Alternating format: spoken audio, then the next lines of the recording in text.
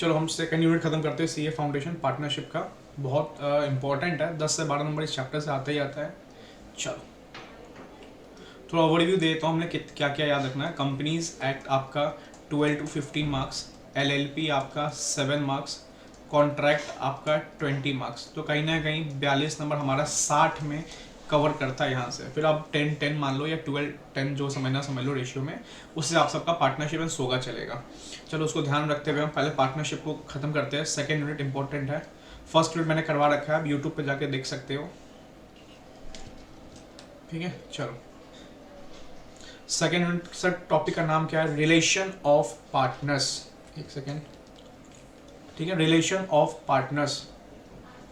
Sir relation of partners मतलब मान लो कि फर्म में बहुत सारे पार्टनर्स होते हैं, बहुत सारे क्या मैक्सिमम 50 होते हैं, मिनिमम 2 होते हैं, तो 2-3 पार्टनर हैं। तो उनके बीच में क्या रिलेशंस होगा एक दूसरे के साथ, उनका एक दूसरे के साथ क्या होगा, उनका फर्म के साथ क्या रिलेशन रहेगा, इनका आउटसाइडर्स के साथ क्या रिलेशन रहेगा।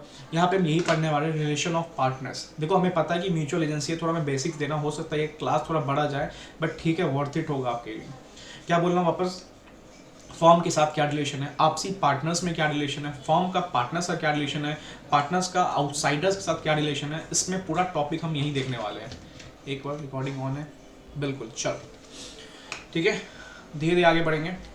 Sir partners can determine their mutual rights and duties by contract called partnership. देखो कॉन्ट्रैक्ट तो बनेगा, ठीक है, कॉन्ट्रैक्ट के अंदर हमने पढ़ा था पार्टनरशिप डीड। पार्टनरशिप डीड के अंदर आप अपने राइट्स एंड ड्यूटीज लिख सकते हो अपने हिसाब से।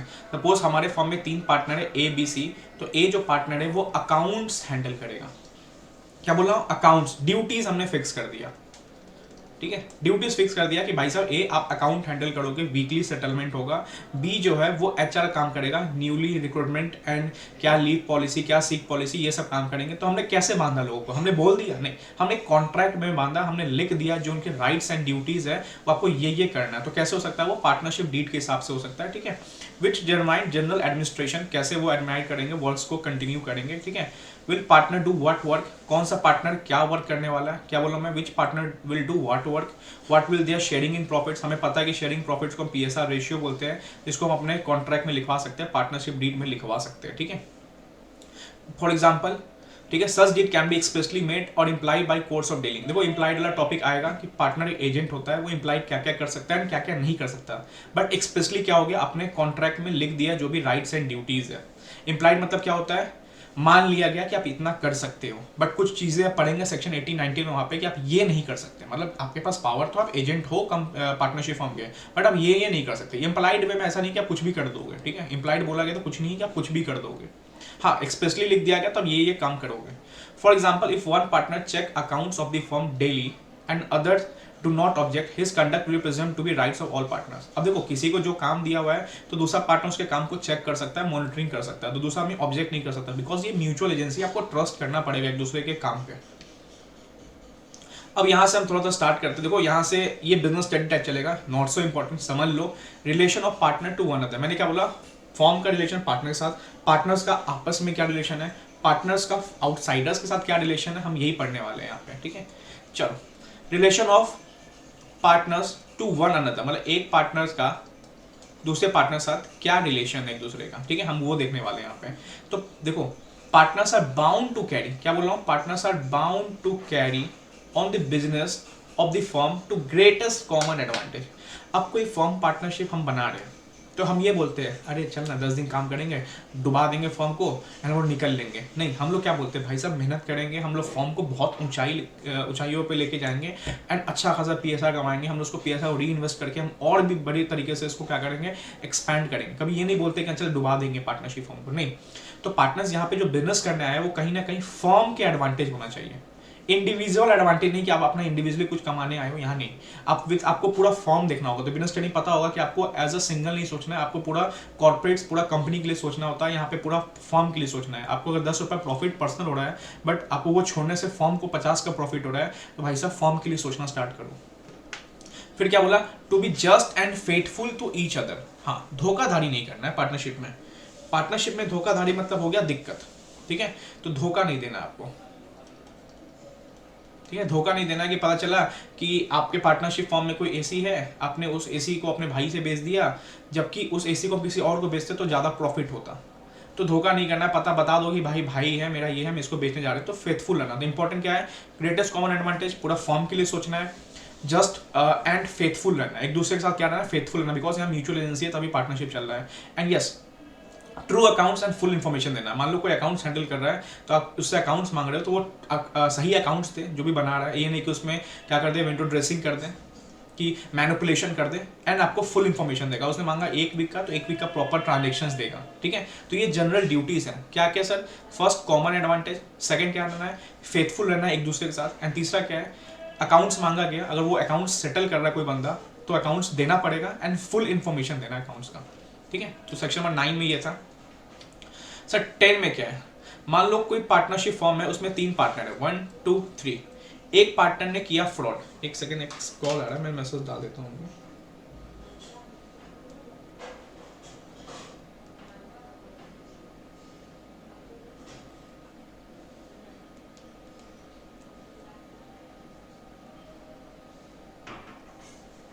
ठीक है, duty to indemnify loss cause by fraud.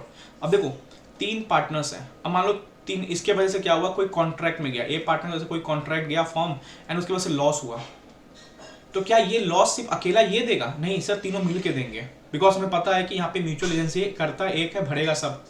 But मान लो इसने फ्रॉड किया, लॉस तो हुआ बट फ्रॉड करने की वजह से हुआ। मतलब क्या किया सर, सुनो, इसने क्या किया, कुछ ऐसा कॉन्ट्रैक्ट में इंटर कर गया जिसको उसको पहले से पता था कि इस कॉन्ट्रैक्ट में जाने से ना इसको पर्सनल बेनिफिट तो होगा, फॉर्म को लॉस हो जाएगा। अब मान लो फॉर्म को लॉस हो गया 90,000 का, तो अगर फ्रॉड नहीं करता, मतलब फ्रॉड क्या होता है भाई साहब, पहले से उसको आइडिया है, मतलब इंटेंशनली डिसीव कर रहे हो तुम सामने पर्सन को लूटने के फिराक में, या आप कंसीलमेंट ऑफ फैक्ट कर रहे हो कि कोई ना कोई चीज़ छुपा रहे हो, एंड आपको पता है ये फ्रॉड का रूप ले सकता है, तो आपने फ्रॉड करके फॉर्म को कोई लॉस हुआ, तब ये जो लॉस हुआ है ना, ये बस यही पार्टनर भरेगा जिसके वजह से फ्रॉड करके लॉस हुआ है। तो एग्जाम में अगर फ्रॉड करके कोई लॉस हो रहा है फॉर्म को, तो वही पार्टनर भरेगा जो भाई साहब जिसने फ्रॉड किया है। सब फ्रॉड से नहीं हो रहा है, नॉर्मल लॉस हो रहा है, तो देन तीनों में बटेगा। ठीक है, पार्टनरशिप फॉर्म क्लियर है, फॉर्म लॉस सब में बटेगा, बट फॉर्म फ्रॉड कर रहा है कोई पार्टनर, उसकी वजह से लॉस, तो वही पार्टनर उसको ठीक करेगा लॉस को। ठीक है, तो सुनो क्या लिखा हुआ है, partners committing fraud in the conduct of business of the firm must make good the loss. So इसका मतलब क्या हुआ, वो जो लॉस है ना उसको ठीक करेगा। क्या करेगा, ठीक करेगा। ठीक है, सस्टेन बाय द फर्म, जो फर्म के द्वारा लॉस किया गया, वो जो पार्टनर, देखो पार्टनर्स नहीं बोला, पार्टनर मतलब कोई एक पार्टनर की वजह से कोई फ्रॉड हो रहा है तो वो लॉस ठीक करके देगा। ठीक है, तो एक चीज ध्यान रखना है यहाँ पे। ठीक है, एंड दूसरे पार्टनर्स ने कुछ बेयर किया होगा तो उसको वो पैसा लौटा के देगा। चलो, बट सर अगर फ्रॉड नहीं होता, क्वेश्चन में आया कि एबीसी पार्टनर है, ए ने क्या किया, ए की वजह से कोई लॉस हो गया 90,000 का, तो क्या सिर्फ ए ही भरेगा? नहीं दोस्त, सब भरेंगे। हाँ, किया उसने इमरजेंसी में काम, लॉस हुआ, बट ए ने फ्रॉड करके लॉस किया, देन वो लॉस जो है वो ए भरेगा यहाँ पे। ठीक है, तो क्लियर होगा आपको यहाँ पे। Now comes to section number 11। Section number 11 क्या बोला, सुनो, determination of rights and duties of partner by contract between the partners. ठीक है, अब जो भी राइट्स एंड ड्यूटीज है, suppose A B C, C तू एचआर देखेगा, बी तू आईटी देखेगा, ए तू फाइनेंस देखेगा। ठीक है, जो भी rights and duties of partner determine किया गया कॉन्ट्रैक्ट में between the partner, such contract may be valid bye consent of all the partners. देखो ये तो फिक्स कर दिया गया, बट मान लो बाद में ये सी को बोला जा रहा है कि काम कर, तू एचआर का काम छोड़ के ना फाइनेंस का काम स्टार्ट कर दें, तो क्या कर सकता है? कर सकता है, बट आपको सारे पार्टनर्स क्या कहना पड़ेगा, सहमति लेना पड़ेगा। तो ये जो with consent of all partners है ना, ये चीज ध्यान रखना। एग्जाम में पूछ देगा ए अकाउंट संभाला था, बाद में बी ने बोल दिया तू एचआर संभालेगा, तो क्या सिर्फ बी के बोलने से हम एचआर संभालने लगेगा? नहीं भाई साहब, सारे पार्टनर कंसेंट से उसका क्या होगा, ड्यूटीज चेंज हो सकता है। वैलिड मतलब क्या हो सकता है, चेंज हो सकता है। तो कैसे चेंज कर सकते हो? Bye consent of all the partners. ठीक है, चलो ठीक है, तो कॉन्ट्रैक्ट एज ये पढ़ेंगे आगे। तो कॉन्ट्रैक्ट बोल रहा है, पार्टनरशिप का कॉन्ट्रैक्ट ये भी बन सकता है, किसी पार्टनर को हम क्या कर सकते हैं, रोक सकते हैं कि भाई साहब जब आप इस पार्टनरशिप फॉर्म में हो तो तुम और कोई फॉर्म में पार्टनर नहीं बनोगे। हो सकता है किसी को रिस्ट्रिक्ट कर सकते हैं। ठीक है, बट इसमें समझने वाला क्या है कि किसी का अकाउंट डिपार्टमेंट से चेंज करके एचआर डिपार्टमेंट करना है तो कोई सिंगल पार्टनर नहीं कर सकता, कंसेंट ऑफ ऑल पार्टनर्स लगेगा। भाई साहब सी से पूछना पड़ेगा और एक ही मर्जी लेनी पड़ेगी।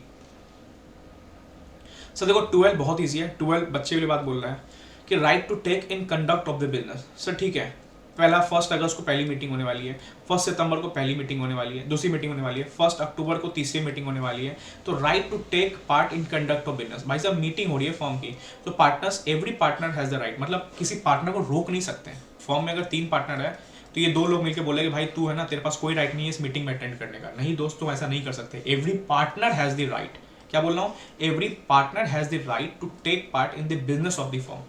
भाई साहब जो जो डिसीजंस होंगे ना यहाँ पे यहाँ पे यहाँ पे, इन तीनों डिसीजंस को क्या होगा, ये पार्टनर भी आ सकता है। कोई पार्टनर, 2 पार्टनर, 10 पार्टनर मिलकर किसी पार्टनर को रोक नहीं सकते। हर पार्टनर के पास राइट है कि बिजनेस डिसीजंस में आके क्या कर सकता है, डिसीजन ले सकता है, अपने व्यूज दे सकता है। ठीक है, चलो बहुत स्लो चल रहा हूँ, आराम से चल रहा हूँ, इजी समझ आएगा। ये नोट्स लेके बैठना, जो मेरे फाउंडेशन वाले स्टूडेंट्स हैं, बहुत इजी में जाएगा, टिक लगा चलना, जो एग्जांपल दिमाग में बैठा लो। देखो ये सब टॉपिक में ज़्यादा टाइम नहीं लगा सकते आप, बस क्विक समझो, बिकॉज ये थोड़ा बिजनेस स्टडी टाइप है। एंड पार्टनरशिप कहीं ना कहीं 12th में पढ़ रखा है, एंड आइडिया है आपको। चलो ठीक है। अब देखो, each partner has an equal right to take part in the conduct of business. भाई साहब हर पार्टनर पास राइट है कि बिजनेस में पार्टिसिपेट करने का। Partners can curtail their right to allow only some of the contribute to personal partner because the partnership deed so. ठीक है, हाँ, पार्टनरशिप डीड में चेंज करा के सबकी सहमति के साथ किसी को मना कर सकते हो कि आप इसमें नहीं, इसमें इस मीटिंग में नहीं आओगे, इस मीटिंग में नहीं आओगे, वो हो सकता है। बट नॉर्मली देखो, सब्जेक्ट टू कॉन्ट्रैक्ट, अगर कॉन्ट्रैक्ट में कुछ लिखा हुआ है तो तुम वो कर सकते हो, बट अगर कॉन्ट्रैक्ट में कुछ नहीं लिखा हुआ है तो भाई साहब हर पार्टनर के पास राइट है। तो ठीक है, तो हर पार्टनर पास राइट क्या है, बिजनेस में कंडक्ट, जो बिजनेस होने वाले, जो मीटिंग होने वाली है उसमें आने का। हाँ, कर्टे मतलब क्या हो सकता है, रोक सकता है, राइट। ठीक है, बट कुछ फंक्शनिंग पे, बट उसको पार्टनरशिप डीड में लिखना पड़ेगा कि यस मिस्टर ए जो है ना, ये इस मीटिंग में नहीं आएंगे, जो मीटिंग हम करने वाले हैं मिस्टर श्याम से, बिकॉज श्याम मिस्टर ए का भाई लगता है। अगर मीटिंग में आएगा तो कहीं ना कहीं ये क्या हो जाएगा, बायस्ड हो जाएगा, झुक जाएगा, बिकॉज ये श्याम का भाई है ए, तो इसको रोक देंगे। तो ऐसा आप कर सकते हैं, बट पार्टनरशिप डीड में लिखना पड़ेगा। चल sir, right to be consulted, देखो 12 में ही चल रहा है। 12 में क्या देखा हमने, सबसे पहले देखा कि भाई साहब आपके पास इक्वल राइट है पार्टिसिपेट करने का। राइट्स कहाँ से बनती है, कंसेंट होना चाहिए चेंज होने का भी। अब राइट टू कंसल्टेंट क्या होता है, सुनो, another one of the right of partner is the right to freely express their opinion. Partner may by majority can determine difference between respect to ordinary matters. Whether the partners can express his opinion in case of routine matters, business is shall determined by majority. And in case of change in nature of business, consent of all partners is required.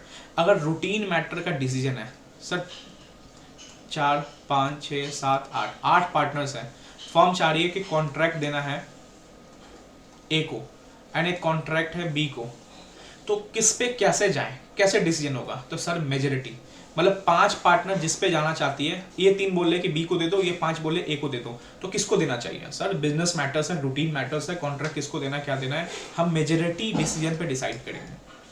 10 लोग हैं 6, 12 लोग हैं 7, 15 लोग हैं 16 लोग हैं sir 9, तो 9 लोग जहां बोल रहे हैं हम उसके साथ चलेंगे, मेजोरिटी चलेगा। मतलब सिंपल बताऊं, ओवर, जो कंपनी पढ़ते हैं ना, ओवर पे क्या होगा, डिसीजन ले सकते हो आप। हाँ, अब सुनो, जो रूटीन मैटर बिजनेस के हैं उस पर आप क्या कर सकते हो, मेजोरिटी वाले, याद रखना इस पॉइंट को, मेजोरिटी पे थोड़ा रोक सकते हो, सांस ले लो, पीछे रिवाइज करते आओ, आराम से चलो, ठीक है। And in case of change in nature of business, consent of all partners required. Sir nature of business, sir पहले ना कोचिंग सर्विस करते थे हम, अब हम चाहते हैं सर इलेक्ट्रॉनिक सर्विस करना, तो क्या मेजोरिटी बेसिस पे कर दे चेंज? 10 में से 6 पार्टनर बोले हाँ करो इलेक्ट्रॉनिक, कर दे क्या? 4 की नहीं सुने, नहीं, यहाँ पे सबका सुनना पड़ेगा। मतलब पूरा बिजनेस का नेचर चेंज कर दिया ना आपने। ऊपर क्या था, रूटीन मैटर्स के लिए मेजोरिटी, एंड पूरा बिजनेस ही चेंज कर रहे हो तो भाई साहब ऑल पार्टनर्स का कंसेंट लेना पड़ेगा। दिमाग में बैठा लेना, कोचिंग से इलेक्ट्रॉनिक आ रहे तो सबको बुला के पूछो, सब रेडी है तब जा सकते हो। कॉन्ट्रैक्ट ए को देना है, कॉन्ट्रैक्ट बी को देना है, इसके लिए मेजोरिटी, ठीक है। अच्छा, right to access books of account, मतलब कोई पार्टनर क्या कर सकता है, आपके बुक्स ऑफ अकाउंट को क्या कर सकता है, एसेस कर सकता है। इसमें एक चीज इंपॉर्टेंट समझना, every partner is entitle to have to access any of the books of the firm and to inspect. मतलब बोल सकता है मिस्टर ए पार्टनर है, बोल देगा भाई साहब मिस्टर सी तुम अकाउंट संभालते हो, अपना बुक्स ऑफ अकाउंट दिखाना जो तुम संभाल ले हो, एंड उसको चेक भी कर सकता है, ये एंट्री गलत क्यों है, ये एंट्री किसकी है, पूछ सकता है, ठीक है। इंस्पेक्ट मतलब क्या होता है, पूछताछ। चेक मतलब क्या, एसेस मतलब क्या होता है, चेक करना। एंड उसके कॉपीज भी निकाल सकता है। मान लो कोविड के टाइम में बहुत भीड़ चल रहा है, पार्टनरशिप में बहुत सारे लोग आ रहे हैं उस बिजनेस एरिया में, बोला एक काम करो भाई मिस्टर सी इसके फोटो कॉपी निकाल के दे दो, तो यस क्या क्या कर सकता है, एसेस देख सकता है, इंस्पेक्ट पूछताछ कर सकता है, इंस्पेक्शन मतलब पूछताछ कर सकता है, एंड उसकी कॉपीज ले सकता है। कोविड के टाइम में बहुत भीड़ है, डर लग रहा है, उसको बोला भाई कॉपी निकाल के दे दो। The right is applicable equally to active and dominant partners. Question बन सकता है यहाँ पे, सुनो सर डोरमेंट पार्टनर ने, एक्टिव पार्टनर है जो बुक्स ऑफ अकाउंट संभालता है, डोरमेंट पार्टनर ने बोला एक्टिव पार्टनर को कि बुक्स ऑफ अकाउंट दिखाना, मेरे को इसको कॉपी देना, तो एक्टिव पार्टनर बोलता है भाई तू डोरमेंट है, तू बुक्स ऑफ अकाउंट नहीं मांग सकता है। तो क्या ये सही है? बिल्कुल गलत है। डोरमेंट पार्टनर्स और एक्टिव पार्टनर्स सब बुक्स ऑफ अकाउंट मांग सकते हैं, इवन माइनर भी बुक्स ऑफ अकाउंट मांग सकता है। आगे पढ़ेंगे, ठीक है। चलो in the event of death, there partner का डेथ हो जाता है तो भाई साहब लीगल रिप्रेजेंटेटिव आता है, ठीक है, तो वो भी क्या कर सकता है, बुक्स ऑफ अकाउंट ये सब मांग सकता है। उसके पास भी क्या है, shall have right to access books of account and inspect कर सकता है। चलो ठीक है सर, मोस्ट इंपॉर्टेंट ये वाला topic, mutual rights and liabilities. Mutual rights and liabilities मतलब भाई साहब कुछ हो ना हो, ये 6 लायबिलिटीज या राइट्स तो मिलेगा पार्टनर को। ये 6 लायबिलिटी राइट्स को ध्यान रखना कि ये पार्टनरशिप में होगा ही होगा। सबसे पहला लाइन क्या बोला है, subject to a contract between the partners, मतलब बोल रहा है अगर कॉन्ट्रैक्ट में तुमने कुछ लिखवाया है, अगर कॉन्ट्रैक्ट में कुछ है तो उसको फॉलो करो। मतलब तुम कॉन्ट्रैक्ट में कुछ भी कर सकते हो, ठीक है, देन उसको फॉलो करो। बट कॉन्ट्रैक्ट में अगर नहीं है तो वही बोला सब्जेक्ट टू अ कॉन्ट्रैक्ट, अगर कॉन्ट्रैक्ट में तो उसको फॉलो कर लो, बट अगर नहीं है तो ये सारी चीजों को ध्यान रखना। पहला क्या है, a partner is not entitle, याद रखना, not entitle to receive remuneration. Sir partner ABC काम कर रहे थे, ए ने 1 महीना काम किया, बोला कि भाई साहब पैसे लो रेम्यूनरेशन, क्या वो इंटाइटल है रिसीव करने के? नहीं, जरूरी नहीं होता। पार्टनरशिप फर्म में रेम्यूनरेशन मिलना जरूरी नहीं है भाई। हाँ, अगर सर कॉन्ट्रैक्ट में लिखा है कि हाँ हर पार्टनर महीने का 50-50 हज़ार रुपये रेम्यूनरेशन लेगा, देन कर सकते हो। वही पहला लाइन लिख दिया, अगर कॉन्ट्रैक्ट में कुछ है तो उसको फॉलो करो, नहीं है तो ये चीज याद रखना कि कोई पार्टनर रेम्यूनरेशन लेने के लिए लायबल नहीं है कि भाई साहब रेम्यूनरेशन मिलना ही चाहिए, उसको नहीं मिलेगा रेम्यूनरेशन। कहीं नहीं लिखा पार्टनरशिप में कि पार्टनर्स को रेम्यूनरेशन मिलना ही चाहिए, ठीक है। तो याद रखना, not entitle to receive remuneration, ठीक है। The partners are entitled to share equally in the profits earned and shall contribute equally to the loss subject to a contract। देखो ऊपर क्या लिखा, subject to a contract। Sir equally बोल दिया, मतलब हमें पार्टनरशिप फॉर्म में 1:1:1 ही रखना है? नहीं, पहले क्या बोला, सब्जेक्ट टू कॉन्ट्रैक्ट। अगर तुमने कॉन्ट्रैक्ट में 2:1:1 कर दिया तो ये फॉलो करो, बट अगर कॉन्ट्रैक्ट में नहीं है तो भाई साहब हर पार्टनर क्या करेंगे, प्रॉफिट एंड लॉस जो है वो इक्वल रेशियो में करेंगे, मतलब 1:1:1। अगर नहीं है कुछ प्रॉफिट शेयरिंग रेशियो, आपने एग्रीमेंट नहीं बनाया है तो भाई साहब 1:1:1, ठीक है। And shall contribute equally to the loss, loss हुआ तो भाई साहब इक्वली देंगे। सर कॉन्ट्रैक्ट में कुछ आता है तो कॉन्ट्रैक्ट फॉलो करना है। Sir where partner is entitled to interest on the capital subscribed by him, such interest shall be payable only out of profits। हाँ, अब देखो कैपिटल दिया, कैपिटल कंट्रीब्यूट किया समथिंग 5 लाख रुपीज का, अब इस पे कुछ इंटरेस्ट मिलने वाला है, मान लो 6% से मिल गया 30,000 रुपीज। अब ये 30,000 रुपये कहाँ से मिलेगा? सर जो प्रॉफिट होगा ना पार्टनरशिप फर्म को, उसमें से मिलेगा। याद रखना, पर्सनली फर्म कोई लोन लेके नहीं देगा, पता चला वो 30,000 प्रॉफिट लेने के लिए फर्म ने लोन ले लिया एंड दे दिया, ऐसा नहीं। जो भी कैपिटल, मान लो ABC ने कैपिटल इंट्रोड्यूस किया 2-2 लाख रुपया एंड 6% का कैपिटल रेट था, 6% कैपिटल इंट्रोड्यूस, तो 2 लाख का 6% जो भी आएगा 12,000 रुपया, वो क्या करना है भाई साहब, वो प्रॉफिट होगा पार्टनरशिप फर्म को, उसमें से ही मिलेगा 12,000 रुपया। ऐसा नहीं होगा कि प्रॉफिट कैपिटल में इंटरेस्ट देने के लिए फर्म एक लोन ले रही है, लोन में सबको दे रही है, ऐसा नहीं होगा, ठीक है, only for out of profits. अब सुनो, कभी कभी क्या होता है, मान लो मिस्टर ए है, उसने 3 लाख रुपये कंट्रीब्यूट किया, सर फर्म को है ना 3 लाख का आवश्यकता और हो गया। अब ए ने तो कैपिटल 3 लाख ही दिया, अब ए क्या देना है, एक लोन दे रहा है फर्म को। सर क्या दे सकता है? यस, मान लो पार्टनरशिप फर्म में ABC पार्टनर्स है, क्या बोला मैं, ABC पार्टनर्स है। ए ने 2 लाख कंट्रीब्यूट किया, बी ने 2 लाख कंट्रीब्यूट किया, सी ने 2 लाख कंट्रीब्यूट किया। फर्म चल रही है, बीच में क्या हुआ, फर्म को ना मान लो 10 लाख का जरूरत पड़ गया। अब 10 लाख बैंक दे नहीं रही लोन, टाइम लगेगा प्रोसीजर में, तो ए बोल रहा है, पार्टनर है, ए बोल रहा है कि फर्म मेरे से ले लो ना। तो ए ने क्या किया, फर्म को 10 लाख अकाउंट में दे दिया। अब ए ने अपने कैपिटल से ऊपर दिया, कैपिटल भी ऑलरेडी 2 लाख दे चुका था, फिर 10 लाख और दे दिया। अब उस 10 लाख पे इंटरेस्ट कितना आएगा? सर मैक्सिमम कितना आएगा, 6% पर एनम। मतलब आप ये नहीं कर सकते कि 10 लाख दे दिया और बोल लो चलो फर्म मेरे को 50% का इंटरेस्ट दो, भाई धोखा हो रहा है। फिर 50% इंटरेस्ट नहीं मिलेगा, कितना मिलेगा, मैक्सिमम 6% का इंटरेस्ट मिलेगा, जो भी तुम कैपिटल से ऊपर अमाउंट दे रहे हो फर्म को। तो partner making for the purpose of the business any payment और advance beyond the amount of capital, 2 lakh जो कैपिटल दे दिया उसके बियॉन्ड ऊपर जाके तुम दे रहे हो जो अमाउंट, ठीक है, 10 लाख तुमने दिया, उस पर कितना इंटरेस्ट मिलेगा, subject to interest 6% per annum, ठीक है, याद रखना। सर क्या क्या पॉइंट है, कोई रेम्यूनरेशन लेने का राइट नहीं है, जो भी लॉसेस प्रॉफिट होंगे इक्वली बटेगा, पार्टनर्स का जो कैपिटल कंट्रीब्यूशन है वो प्रॉफिट से निकलेगा, कोई एडवांस लोन दिया किसी पार्टनर ने फर्म को, वो कितना मिलेगा, उसमें इंटरेस्ट 6% मिलेगा, ठीक है। अब सुनो, the firm shall indemnify a partner in respect of payments made a liability. देखो क्या बोल रहा है, firm shall indemnify a partner. सब फॉर्म इंडेमनिफाई मतलब क्या होता है, मान लो कि कल मैंने कोई कल मान लो मेरा भाई है, मेरे भाई ने किसी से झगड़ा कर लिया, उसका पैर हाथ तोड़ दिया, मैंने अपने भाई के बदले में क्या किया, उस आदमी को मलहम पट्टी करवा दिया एंड 1 लाख रुपये खर्चा हो गया। मेरा बड़ा भाई था, तो बड़ा भाई मेरे को वो 1 लाख रुपये चुकाएगा, भाई मैंने उसके बदले बिहाफ में खर्च कर दिया दूसरे पे। तो इंडेमनिफाई मतलब क्या होता है, चुकाना या उसको कंपनसेट करना, ठीक है। तो फर्म करेगा कंपनसेट किसको, पार्टनर को। The firm compensate a partner in respect of payment made liabilities incurred by him in the ordinary and proper conduct of business, ठीक है, in doing such act in emergency for the purpose of protecting the firm from loss as would done by the ordinary course in his own case under similar circumstances। मतलब क्या बोल रहा है sir, सुनो, partnership form का premises था, ठीक है, पार्टनरशिप फॉर्म का क्या था, प्रेमाइसिस था। फॉर्म के अंदर क्या लगा, आग लग गया। पार्टनर ने क्या किया, तुरंत तुरंत क्या, फायर एक्सटिंग्विशर खरीदा एंड फायर एक्सटिंग्विशर से आग बुझाया। और क्या किया, 2-3 लोग को बुलाया, भाई साहब थोड़ा रिपेयर उपेयर करवा दीजिए।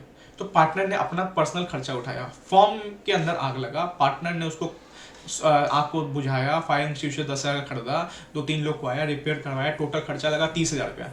कहाँ पे आग लगा, फॉर्म के अंदर आग लगा। किसने खर्च किया, पार्टनर ने खर्च किया। तो पार्टनर का पर्सनल पैसा लग गया। अब वो पर्सनल पैसा कौन चुकाएगा, तो फर्म अपने अकाउंट से क्या देगा, पार्टनर्स को इंडेमनिफाई करेगा कि जो भी ordinary and proper conduct of business में आपने खर्चा किया ना, पार्टनर टेंशन मत लो, आपने मेरे को बचाया है, हम आपको पैसा वापस करेंगे। तो जो भी आग लगाना इसको इंडेमनिफाई करेगा। 30,000 रुपीज फर्म अपने अकाउंट से पार्टनर निकाल के देगा जिस पार्टनर ने फर्म में आग बुझवाया था। सर अब सुनो, अब partner shall indemnify the firm for any loss. मैंने बताया था कि ना, ये चीज ऊपर पढ़ा था कि सर कोई पार्टनर ने फ्रॉड किया एंड फ्रॉड करने से फर्म को 90,000 का लॉस हो गया। तो वो 90,000 का लॉस फर्म ने पे कर दिया किसी को, बाद में पता चला फर्म को अरे इस पार्टनर की वजह से लॉस हुआ था, पार्टनर तो फ्रॉड वाला काम कर रहा था। तो भाई साहब तू पार्टनर है ना, अब पार्टनर फर्म को इंडेमनिफाई करेगा। क्या बोल रहा हूँ, अब पार्टनर फर्म को इंडेमनिफाई करेगा। पहले क्या था, फर्म पार्टनर को इंडेमनिफाई कर रहा था, कंपनसेट कर रहा था। अब क्या है, पार्टनर फर्म को कंपनसेट करेगा। तो ये सब राइट्स एंड ड्यूटीज है। सर क्यों कर रहा है, बिकॉज फर्म को 90,000 का लॉस हुआ था एंड फर्म ने अपने अकाउंट से थर्ड पार्टी को पे किया था। पार्टनर की गलती की वजह से फर्म को पता चला, अब भाई अब ये गलती, पार्टनर एक काम करो, फर्म को चुकाओ ये 90,000 रुपया, ठीक है। तो ये 6 पॉइंट्स याद रखना, इंपॉर्टेंट है, रिवाइज कर लो, फिर देखते हैं आगे। चलो आगे देखते हैं। देखो सेक्शन नंबर 13 का सब पार्ट्स है, मैंने ऑलरेडी ऊपर अच्छे समझाया, ठीक है, डिटेल में समझाया है कि कितना क्या है। जनरल्स ड्यूटीज़ हैं, म्यूचुअल राइट्स एंड लाइबिलिटीज़ है सेक्शन 13 में। उसको ही नीचे क्या किया हुआ है, 13A 13B, देखो वही 6% है, वही राइट टू इंडेमनिफाई है कि हर पार्टनर क्या करेगा, इंडेमनिफाई होगा किससे, फर्म से, या फर्म पार्टनर्स को बोलेगा भाई साहब हमको पैसा दो, आपकी वजह से हमको लॉस हुआ है, ठीक है, आपके नेगलेक्ट की वजह से लॉस हुआ, आपके फ्रॉड करने की वजह से लॉस हुआ है, ठीक है। तो इंटरेस्ट ऑन कैपिटल मिलेगा but only out of profits. Right to shares profit, ठीक है, राइट टू रेम्यूनरेशन बिल्कुल नहीं है, कोई रेम्यूनरेशन मिलेगा अगर क्या कुछ एग्रीमेंट में नहीं है, तो सब प्रॉफिट एंड लॉस इक्वल्स बटेंगे। तो यही सब रीडिंग पार्ट है ये, ठीक है। चलो sir now what is partnership property. इसमें 2 चीज समझना है कि पार्टनरशिप प्रॉपर्टी में क्या क्या आएगा एंड पार्टनरशिप प्रॉपर्टी बोलते किस किस को। जैसे हमने पढ़ा होगा पर्यायवाची शब्द कि आंख का, नेत्र, नयन, तो वही चीज़ है कि पार्टनरशिप प्रॉपर्टी का और क्या क्या नाम है। भाई 1932 से आ रहा है, बहुत सारे नाम चेंज हुए हैं। तो सर पार्टनरशिप प्रॉपर्टी को पार्टनरशिप प्रॉपर्टी नहीं बोल के और क्या बोल सकते हैं। सबसे पहले बोलता है partnership assets. Property, partnership assets, sir ये कुछ है नहीं, पर्यायवाची शब्द है कि अगर पार्टनरशिप एसेट्स ही बोल रहे हो तो पार्टनरशिप प्रॉपर्टी है। या आप जॉइंट स्टॉक बोल लो उसको, मतलब कॉमन, तीनों पार्टनर है, तीनों पार्टनर का जॉइंटली कॉमन स्टॉक, तीसरा वही नाम है कॉमन स्टॉक, या जॉइंट तीनों का स्टॉक, ठीक है। या और जॉइंट स्टेट, स्टेट मतलब भी क्या होता है, ये एसेट्स को डिनोट करता है। तो ये सब इसके क्या है, पर्यायवाची शब्द है। कोई पूछे पार्टनरशिप प्रॉपर्टी के पर्यायवाची शब्द क्या है, पार्टनरशिप एसेट्स, पार्टनरशिप का एसेट्स, ज्वाइंटली सबका खरीदा हुआ stock, jointly common stock, joint state, ठीक है, इसको बोलते क्या, पार्टनरशिप प्रॉपर्टी। अब सब पार्टनरशिप प्रॉपर्टी में क्या आता है, क्या मानेंगे कि पार्टनरशिप का प्रॉपर्टी है। सुनो सॉरी सुनो सुनो सुनो सुनो सुनो, ये ABC, क्या बोल रहा हूँ, ABC, 3 पार्टनर्स, इसके पास एक अब जो फेस टू फेस बच्चे यहाँ पे हंस रहे होंगे, ठीक है, एक कार थी, अरे यार क्या बना रहा हूँ मैं, ठीक है, एक कार थी, ठीक है, कार थी, बी के पास भी एक कार थी, सी के पास कुछ नहीं था भाई, ठीक है। तो क्या ये जो कार ए के पास है, क्या ये पार्टनरशिप जो फॉर्म है उसकी प्रॉपर्टी है? नहीं सर, पार्टनरशिप फॉर्म है उसकी प्रॉपर्टी ये नहीं है, बिकॉज ये तो पर्सनल एसेट्स है ए का। तो सर पार्टनरशिप प्रॉपर्टी होता क्या है? पहले हमने जाना कि पार्टनरशिप प्रॉपर्टी किस किस को कहते हैं। नाउ पार्टनरशिप प्रॉपर्टी में क्या क्या आएगा? सर क्या आएगा सुनो, all the property rights interest जो एक्वायर्ड या परचेज किए हैं बाय और फॉर द फॉर्म के लिए, और for the purpose in the course of business of the form. मतलब अब सुनो, ये तो नहीं आएगा, बट इन तीनों ने क्या किया, मिल के एक ट्रैक्टर परचेज किया, एक ट्रक परचेज किया। मतलब लोडिंग कंपनी थी, अनलोडिंग कंपनी थी।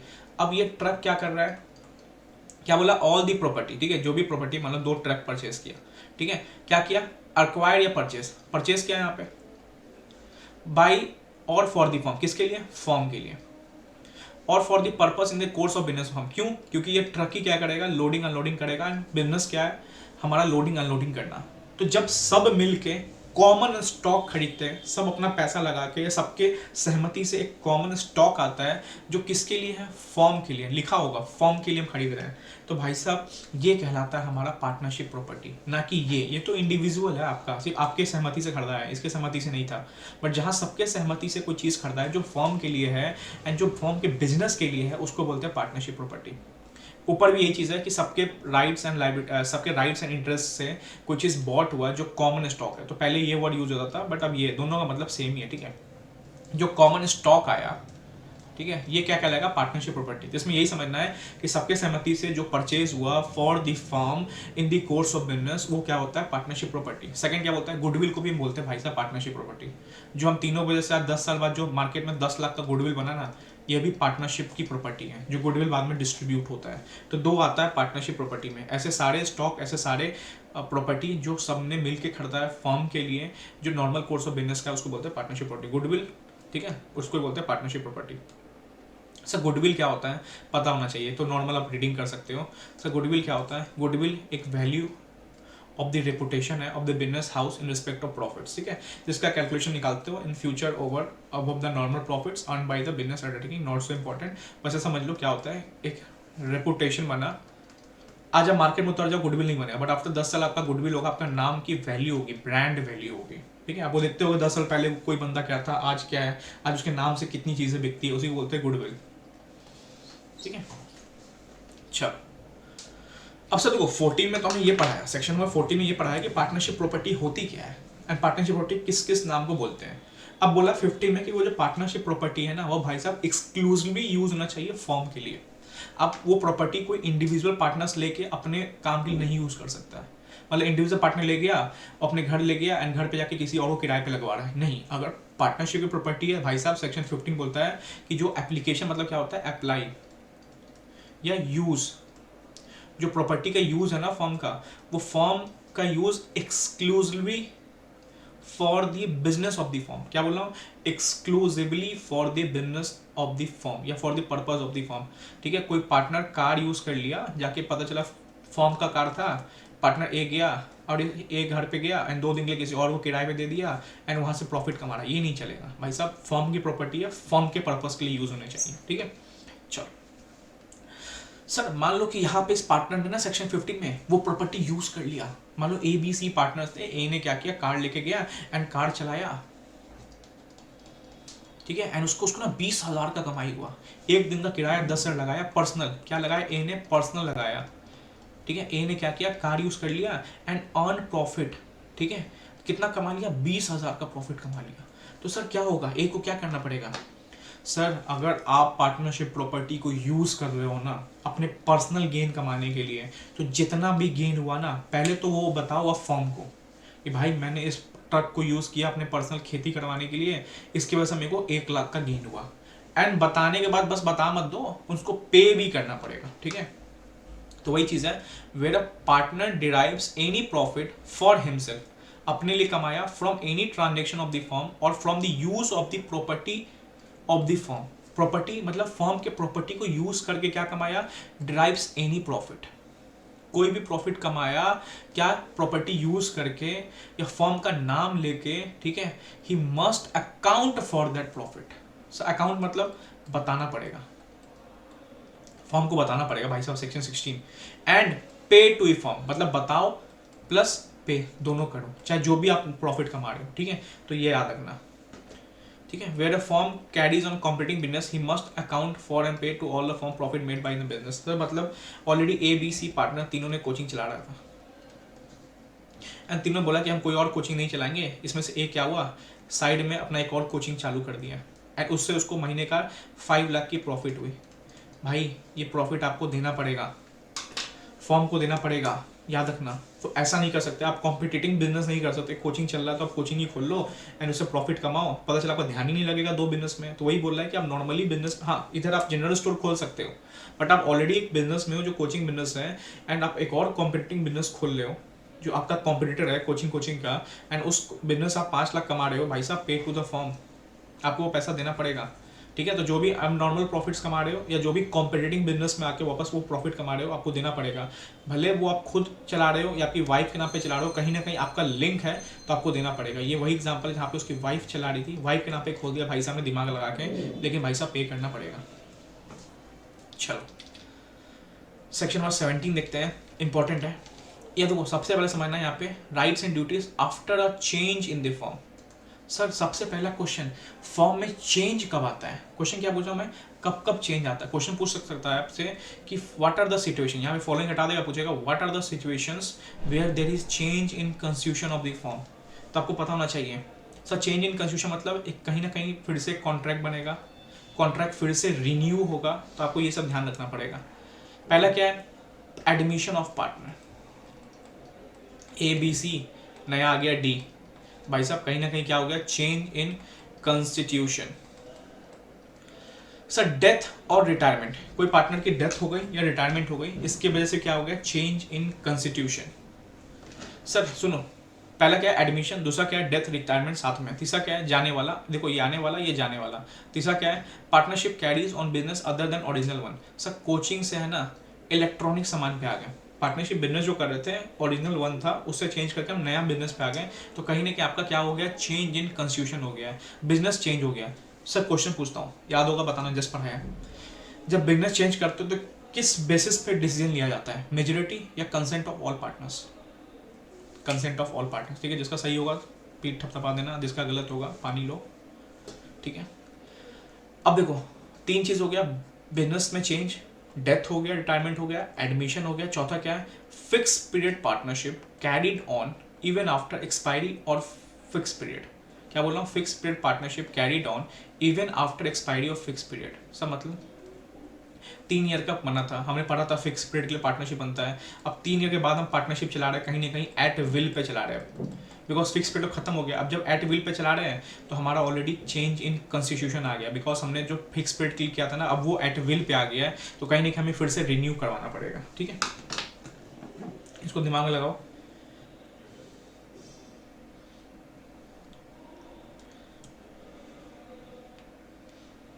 चलो सर वही चीज है, सुनो अब यहाँ पे क्या बोल रहा है, सर मान लो इस चेंज से पहले है ना, सुनो क्या बोल रहा हूँ मैं, इस दोनों की लाइन को मैं एक साथ समझाता हूँ।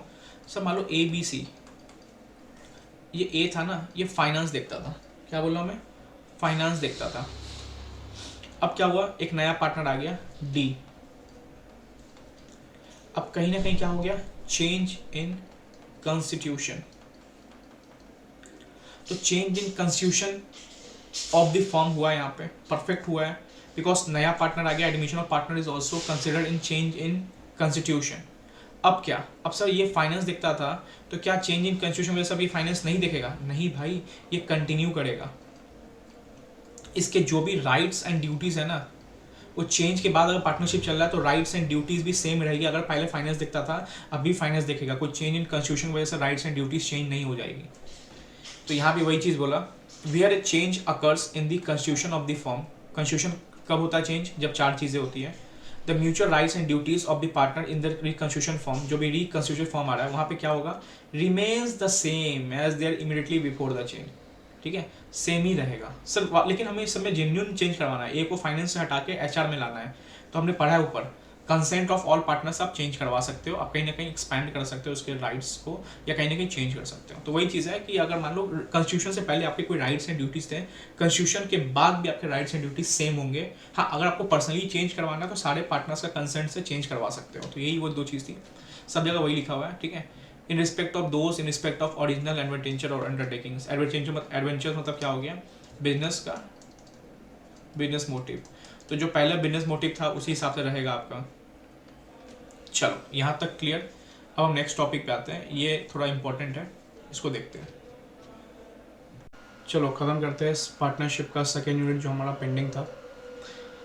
पहले पता है कि थोड़ा बड़ा यूनिट है तो इस पर थोड़ा ज़्यादा ध्यान लगाना है हमें। हमने यहाँ तक तो देख लिया था कि एक सेकेंड, हमने इस पोर्शन तक देख लिया था कि पार्टनरशिप की प्रॉपर्टी क्या होती है, पार्टनरशिप की प्रॉपर्टी किस पर्पज़ के लिए यूज़ होना चाहिए, रिकंस्टिट्यूशन ऑफ द फॉर्म क्या होता है।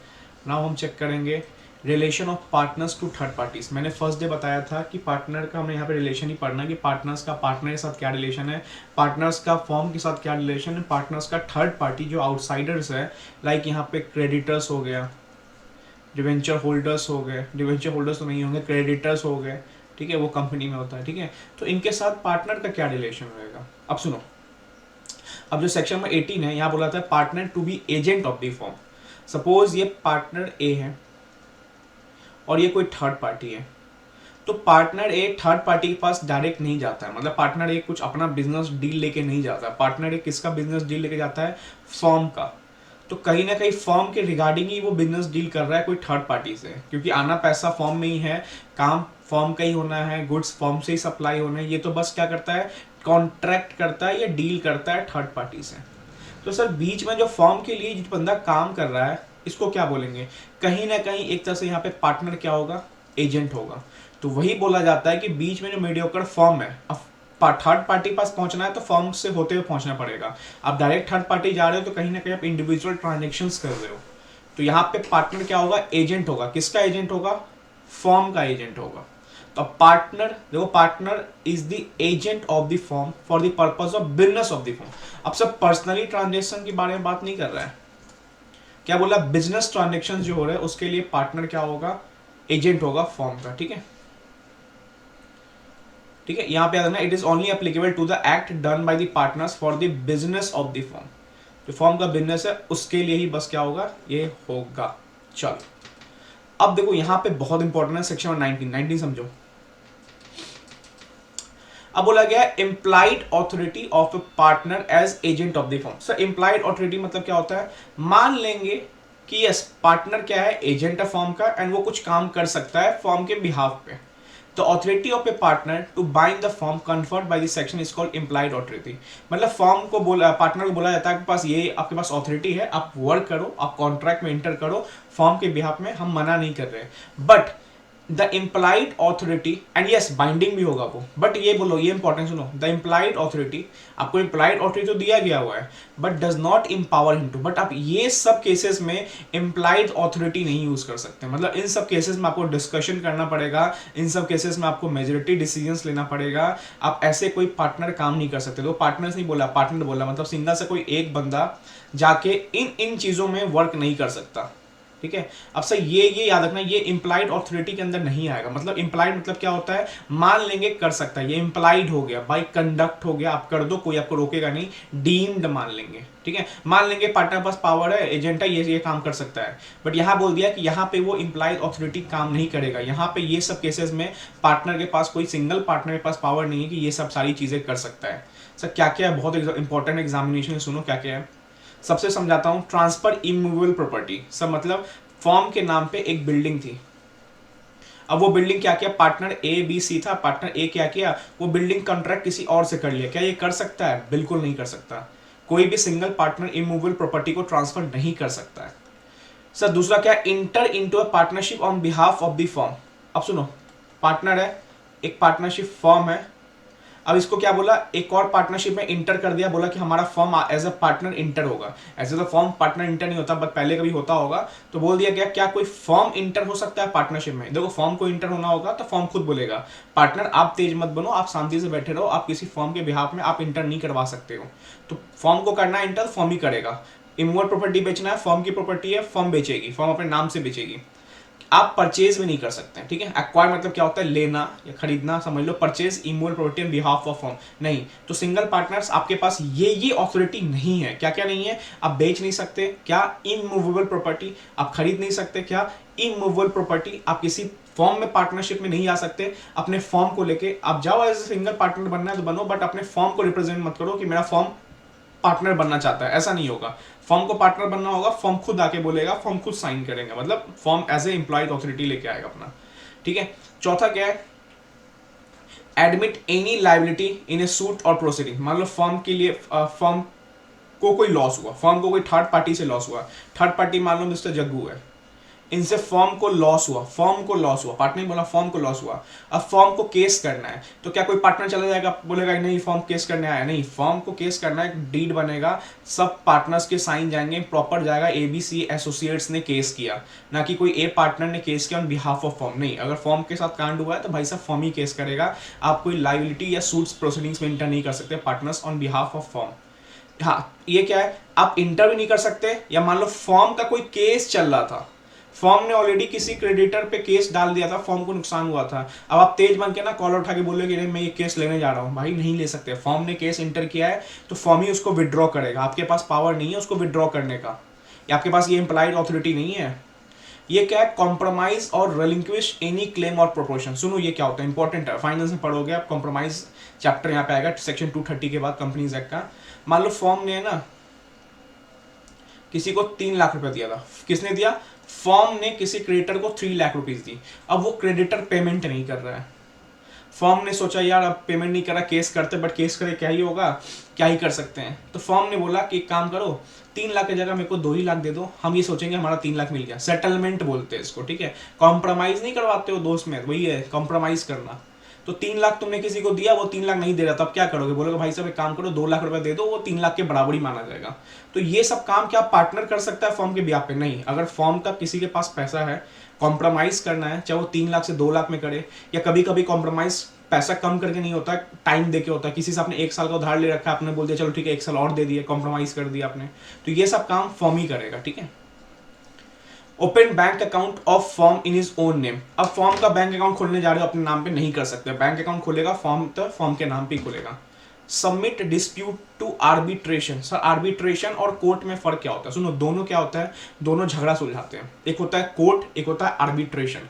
कोर्ट हो गया पूरा लीगल प्रोसीडिंग्स, वकील आ रहा है, पूरा कोर्ट कचहरी चल रहा है, प्रॉपर टाइम है, सुनवाई होगा तब जाओगे वहां पे, आपके हिसाब से नहीं चलेगा, वो कोर्ट के हिसाब से चलेगा। सर आर्बिट्रेशन क्या होता है, आर्बिट्रेशन आपके हिसाब से चलेगा। 2 पार्टी में डिस्प्यूट है, दोनों पार्टी ने एक आर्बिट्रेटर अपॉइंट किया, एंड वो क्या कर रहा है, घरेलू तरीके से इस चीज को सुलझा रहा है। इससे क्या होता है, गुडविल लॉस नहीं होता, बिकॉज कोर्ट में जाने पे कहीं ना कहीं पेपर न्यूज़पेपर में हल्ला हो जाता है, अरे इस फॉर्म का ना खाना खराब था, इस होटल में कांड हो गया, तो इससे कहीं ना कहीं गुडविल रिपुटेशन लॉस होने का बहुत बड़ा खतरा होता है।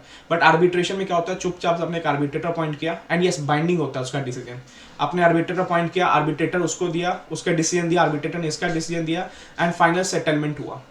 तो क्या सर आर्बिट्रेटर वो बंदा अपॉइंट कर सकता है, नहीं। अगर पार्टनरशिप फॉर्म को आर्बिट्रेशन में जाना है तो पार्टनरशिप फॉर्म ही आर्बिट्रेशन करेगा, बिकॉज आर्बिट्रेशन कहीं ना कहीं सॉफ्ट प्रोविजन होता है, एंड कोर्ट कहीं ना कहीं हार्श प्रोविजन होता है, ठीक है। तो ये चीज याद रखना, ये सारे काम पार्टनर नहीं कर सकता, एम्प्लॉयड ऑथोरिटी नहीं है पार्टनर्स को। बहुत इंपॉर्टेंट एग्जाम में आने के चांसेस है। Bank account, compromise, withdraw, admit, acquired immovable property, transfer immovable property, enter into a partnership, submit disputation to arbitration। arbitration क्या हो गया, एक तरह से वो कोर्ट कचहरी वाला ही हो गया, बट यहाँ से थोड़ा प्यार से सुलझाया जाता है। 2 डिस्प्यूट वाले बंदे, एक आर्बिट्रेटर जो बंदा डिस्प्यूट सुलझाता है। सपोज मान लो ए और बी में डिस्प्यूट हुआ, तो दोनों ने मिलकर एक बंदे को अपॉइंट किया, बंदा कोई भी हो सकता है, CA, CA, CMA, ग्रेजुएट, कोई भी हो सकता है। अब ये क्या करेगा, दोनों की बात सुनेगा एंड फाइनल डिसीजन देगा। इसको बोलते हैं आर्बिट्रेटर, जो डिसीजन दे रहा है। तो कहीं ना कहीं सॉफ्ट प्रोविजन है। आप दोनों ने अपने से क्या किया, डिसाइड किया, पार्क में बैठ गए, पार्क में बैठ के सुनवाई हुआ, खत्म किया आपने इसको। तो भाई इतना सॉफ्ट ले आना है तो भाई पार्टनरशिप फॉर्म ही जाना चाहता है, पार्टनरशिप फॉर्म ही डिसाइड करेगा, ठीक है। चलो नेक्स्ट देखते हैं हम, ये इंपॉर्टेंट है, सेक्शन 19 याद रखना। ठीक है। Mode of doing act to bind form, the act of partner which is done to carry on in the usual way business of a kind carried in a firm binds the firm provided that is done in firm name any manner। yes, बोल रहा है कि partner ने कोई act किया, किसी contract में admission किया एंड उससे लॉस हो गया, प्रॉफिट हो गया, तो या क्या वो फॉर्म को बाइंड होगा? यस, बाइंड होगा, बट शर्तें क्या है? उसने फॉर्म के नाम में किया हो एंड जैसा इन कॉन्ट्रैक्ट में मैनर एक्सप्रेस किया गया वैसे तरीके से किया होगा, तो वो फॉर्म को बाइंड करेगा।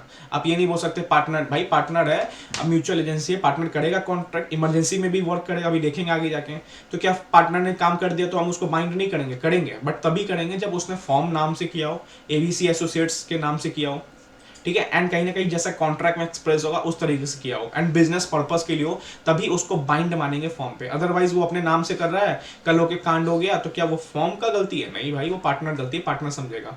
बट ऐसा कोई कांड वांड नहीं हुआ है, नॉर्मली उसने जेन्युइनली तरीके से सब कुछ किया है, देन भाई फॉर्म को बाइंड होगा ये, ठीक है। चलो सर, ये क्या है? Extension and restrictions of partners implied authority. मान लो पार्टनर के पास इम्प्लाइड ऑथोरिटी दिया गया था कि ये केस में तो भाई साहब सुनना ही नहीं है आपको, भाई साहब डिसीजन ले लेना है या आप इस केस में इंटर कर देना। तो एक्सटेंशन मतलब क्या होता है? क्या इम्प्लाइड ऑथोरिटी को हम बढ़ा सकते हैं और कुछ? पहले इतनी ही 6 चीज़ें दी गई थी, 1 2 3 4 5 6, आज हम चाहते हैं 3 चीज़ और ऐड करना। मतलब एचआर के लिए भी तुम ही इम्प्लाइड कर देना, कोई बंदा आएगा उसको तुम ही अपॉइंट करना एंड किसको कितना सीक लीव देना है वो तुम ही देखना। तो इम्प्लाइड ऑथोरिटी के हम पार्टनर को बढ़ा सकते हैं? यस। एक्सटेंशन मतलब क्या होता है? बढ़ाना। रिस्ट्रिक्शन मतलब क्या होता है? कम कर देना या उतना ही पे रोक देना। तो क्या किसी पार्टनर्स की इम्प्लाइड ऑथोरिटी को हम बढ़ा सकते हैं या घटा सकते हैं? Yes. The partners in a firm by a contract between a partner extend और restrict implied authority of any partners. मतलब आपके पास जितनी ताकत है ना, उस ताकत को हम और बढ़ा सकते हैं। जब आप अच्छा काम करोगे तो हम आपको और एक्सटेंड करेंगे आपकी ताकत को, खराब काम करोगे आपको हम रोक देंगे या और हम ताकत को कम कर देंगे आपके। तो क्या ये ऐसा हो सकता है एक्सटेंशन एंड रिस्ट्रिक्शंस? यस हो सकता है, बट कहीं ना कहीं मेजोरिटी ऑफ पार्टनर्स का डिसीजन चाहिए, ठीक है। चलो ठीक है, देखो, द एक्सटेंशन और restriction of implied authority is only possible with the consent of, sorry majority नहीं, with consent of all the partners. सुनो, इसके पास मान लो 6 टाइप की इम्प्लाइड ऑथोरिटी थी, अब चाहते हैं इनके पास प्लस 2 और इम्प्लाइड ऑथोरिटी आ जाए कि हाँ, ये अगर कोई बाहर से कॉन्ट्रैक्ट हुआ तो ये सारे डील करेंगे, बाहर से कोई बंदा आया तो यही अपॉइंट करेगा, कोई और नहीं करेगा। तो हम क्या इसको और इम्प्लाइड ऑथोरिटी दे सकते हैं? मतलब कुछ पूछना नहीं पड़ेगा इनसे, क्या ऐसे दे सकते हैं? यस दे सकते हैं, बट तभी जब सारे पार्टनर्स क्या होंगे? राजी होंगे, ठीक है। चलो ये देख लेना, ये ऊपर का एग्जाम्पल देख लेना, कुछ ज़्यादा खास है नहीं। यहाँ बोल रहा है कि मान लो इसके पास इम्प्लाइड ऑथोरिटी था 50,000, कितना? 50,000 लोन लेने का बिजनेस पर्पस के लिए, एंड इसने लोन ले लिया 1 लाख का। थर्ड पार्टी मिस्टर ई से एक 50,000 का इम्प्लाइड ऑथोरिटी था कि 50,000 तक ही लोन ले सकता था, बट इसने एक्सेस ले लिया 1 लाख का। कल होके फॉर्म ने पैसा नहीं चुकाया, तो क्या इसको पैसा मिलेगा कि नहीं मिलेगा? सर दो चीज़ है, अगर इसको इसके बारे में पता था कि इसका रिस्ट्रिक्टेड अमाउंट इतना ही था, पता था, नोइंग है, तो भाई तुम गए, फिर तो तुम्हें पैसा नहीं मिलेगा, फॉर्म नहीं भी देगा तो चलेगा। बट इसे नहीं पता था, ये बेचारा है ना जेन्युइन बंदा था, इसे लगा कि होगा इसका 1 लाख लिमिट, दे देते 1 लाख का लोन।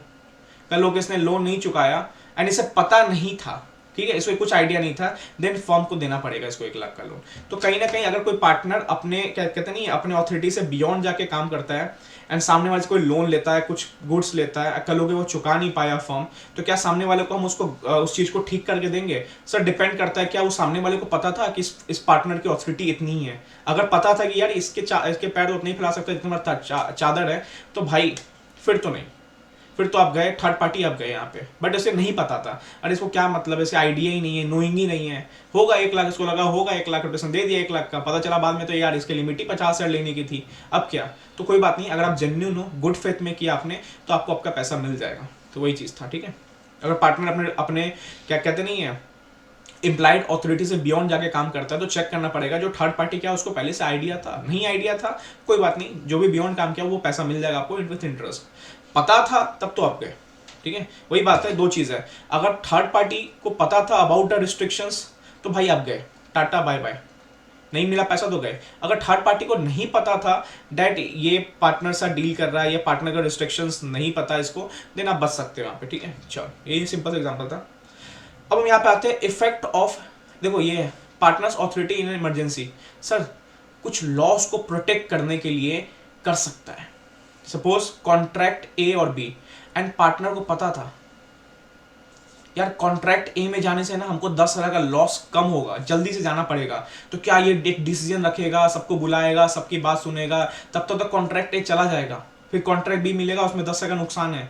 तो क्या इस नुकसान को बचाने के लिए कोई पार्टनर इमरजेंसी में काम कर सकता है बिना किसी सबके डिसीजन के रिगार्डिंग? क्योंकि हमने पढ़ा था यूजुअल बिजनेस ट्रांजेक्शंस के लिए मेजॉरिटी डिसीजन होता है एंड चेंज इन कंस्टिट्यूशन में ऑल होता है। तो कहीं ना कहीं यूजुअल ट्रांजेक्शंस के लिए क्या कोई पार्टनर इमरजेंसी में डिसीजन ले सकता है किसी और को सुने बिना? Yes, a partner has authority in an emergency to do all such act for the purpose of protecting the firm from loss. बिल्कुल, ए में ए कॉन्ट्रैक्ट हो जाता तो लॉस नहीं होगा, अगर ए कॉन्ट्रैक्ट गया तो भाई साहब बी लेना पड़ेगा, फिर लॉस हो जाएगा। तो क्या इसको सेव करने के लिए इस पार्टनर को पता चल गया ए को, तो क्या इस पार्टनर ये ए कॉन्ट्रैक्ट में इंटर कर सकता है? यस, कर सकता है। जरूरी नहीं है सबको सुनना पड़ेगा भाई साहब, इमरजेंसी सिचुएशंस में आपको क्विक डिसीजंस लेने पड़ते हैं।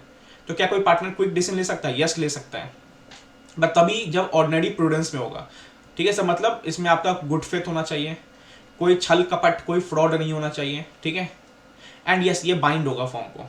ठीक है, तो याद रखना, ऐसा नहीं होगा फर्म बाद में बोलेगा नहीं तुमने ऐसा क्यों किया, तुमने सबका डिसीजंस क्यों नहीं सुना। भाई इमरजेंसी सिचुएशन में था, पार्टनर वर्क कर सकते हैं इमरजेंसी सिचुएशंस पे। ठीक है, चलो नेक्स्ट आते हैं सेक्शन 24। यहाँ से एडमिशन एंड थोड़ा बात स्टार्ट होगा। ये एडमिशन वैसे वो वाला एडमिशन नहीं, सुनो क्या बोल रहा है, नाम पे मत जाना। Effect of admissions by a partners. Sir admission मतलब क्या हो गया कि ए बी सी और एक नया आ गया डी, इसका एडमिशन नहीं, ये वाला एडमिशन नहीं बोल रहा है यहाँ पे। सर एडमिशन मतलब क्या बोल रहा है, कोई पार्टनर कॉन्ट्रैक्ट में एडमिट कर रहा है। क्या बोल रहा हूँ, कोई पार्टनर कॉन्ट्रैक्ट में एडमिट कर रहा है, एडमिशन बोलते हैं उसको। ठीक है, यहाँ पे वो एडमिशन नहीं कि ए बी सी या नया पार्टनर आ गया डी, वो एडमिशन नहीं, यहाँ पे कॉन्ट्रैक्ट में एडमिट करने को एडमिशन बोला गया है। ठीक है, तो मान लो पार्टनर ए है एंड ये कोई थर्ड पार्टी है, इसने क्या किया, पार्टनर ए ने थर्ड पार्टी के साथ कॉन्ट्रैक्ट में इंटर किया एंड ये बोला कि हमारा फॉर्म है ABC एसोसिएट्स, हम टायर्स एंड ट्यूब में डील करते हैं, 50 लाख तक कॉन्ट्रैक्ट करने आए हैं। ठीक है, तो ABC associates tyres and tube 50 lakh, कौन बोला, पार्टनर ए बोला ABC एसोसिएट्स का, किसको बोला, थर्ड पार्टी को बोला। तो कल लोग के इसने मान लो इससे सामान ले लिया, पार्टनर ए ने सामान ले लिया और अपने फॉर्म में लेके आ गया। कल लोग के फॉर्म इसको पैसा नहीं दे रही है थर्ड पार्टी को, तो क्या थर्ड पार्टी फॉर्म पे केस कर सकता है? क्वेश्चन समझ आएगा? ABC एसोसिएट्स का ए नाम का बंदा किसी थर्ड पार्टी से कॉन्ट्रैक्ट किया, सुनना आराम से, कॉन्ट्रैक्ट किया कि हम ABC एसोसिएट्स से आए, मैं ABC एसोसिएट्स का पार्टनर हूँ, हम tyres and tubes and tyres में डील करते हैं, हमें 50 लाख का कॉन्ट्रैक्ट में इंटर करना है, आपको 50 लाख देंगे, उसके रिगार्डिंग आप टायर्स ट्यूब में भेजिएगा, हम उसको कार मैन्युफैक्चरिंग लगा के हम उसको बेचेंगे। ठीक है, तो उसने 50 लाख का टायर तो ले लिया ABC एसोसिएट्स ने, किसने लिया, ए पार्टनर ने डील किया। कल ओके फॉर्म 50 लाख नहीं चुका पा रही बिकॉज आया तो टायर्स फॉर्म में ही था। अब क्या वो थर्ड पार्टी उस फॉर्म पे केस कर सकती है? यस, कर सकती है। क्यों? क्योंकि ये एविडेंस ले सकती है। थर्ड पार्टी एक एविडेंस के बेसिस पे कर सकती है। एविडेंस क्या था कि भाई साहब आपके ए पार्टनर आए थे, ये फॉर्म बोलेगा हमने कहाँ लिया था, हमने कौन सा कॉन्ट्रैक्ट किया, तो भाई थर्ड पार्टी बोलेगा आपके ए पार्टनर आए थे, रिप्रेजेंट किया था आपके फॉर्म को, पूरा देखो डॉक्यूमेंट है मेरे पास। तो क्या जो इस पार्टनर ने एक कॉन्ट्रैक्ट में जो एडमिट किया, क्या वो फॉर्म को बाइंड होगा? सुनो, अब यहाँ पे प्योर समझ आ गया होगा, अब इसको मैं एक बार रीडिंग लगाता हूँ। ठीक है, यस, एडमिट होगा एंड ये बाइंड भी माना जाएगा। सुनो क्या है, एन एडमिशन और रिप्रेजेंटेशन, किसने रिप्रेजेंटेशन दिया था, ए ने किसको दिया था, थर्ड पार्टी को रिप्रेजेंटेशन दिया था, made by a partner concerning the affairs of the form is evidence against the firm. ठीक है, ए ने क्या बोला, कंसर्निंग द अफेयर्स, फॉर्म के रिगार्डिंग बोला, अफेयर्स मतलब हमेशा गलत नहीं होता है, मतलब पॉजिटिव वे में, फॉर्म के रिगार्डिंग बोला, क्या बोला, रिप्रेजेंट किया, किसने किया, पार्टनर ने, रिगार्डिंग विच, फॉर्म के रिगार्डिंग बात की, क्या एविडेंस बन गया फॉर्म के लिए। If it is made in the ordinary course of business such admission, जो कॉन्ट्रैक्ट में एडमिशन हुआ था ना, made by partner will bind the firm. Yes, then अगर उस पार्टनर ने फॉर्म का रिप्रेजेंट लेते हुए ऑर्डिनरी कोर्स में डील किया किसी थर्ड पार्टी से, तो देन वो ट्रांजेक्शंस जो एडमिशन हुआ है ना, वो बाइंड करेगा फॉर्म को। ठीक है, चलो ठीक है, बट यही बोल रहा है कि how ever if the admission, admission कौन सा, कॉन्ट्रैक्ट में admission, made by a person before he become the partner of firm. Sir 1 अप्रैल को वो पार्टनर बना, 1 फरवरी को वो पार्टनर नहीं था, तो 1 फरवरी को उसके साथ इंटर किया तो क्या फर्म को इफेक्ट करेगा? नहीं भाई, जब पार्टनर होगा तो उसके बाद के ट्रांजेक्शंस। ठीक है, मैं क्या बोल रहा हूं, सुनो मैं क्या बोल रहा हूं।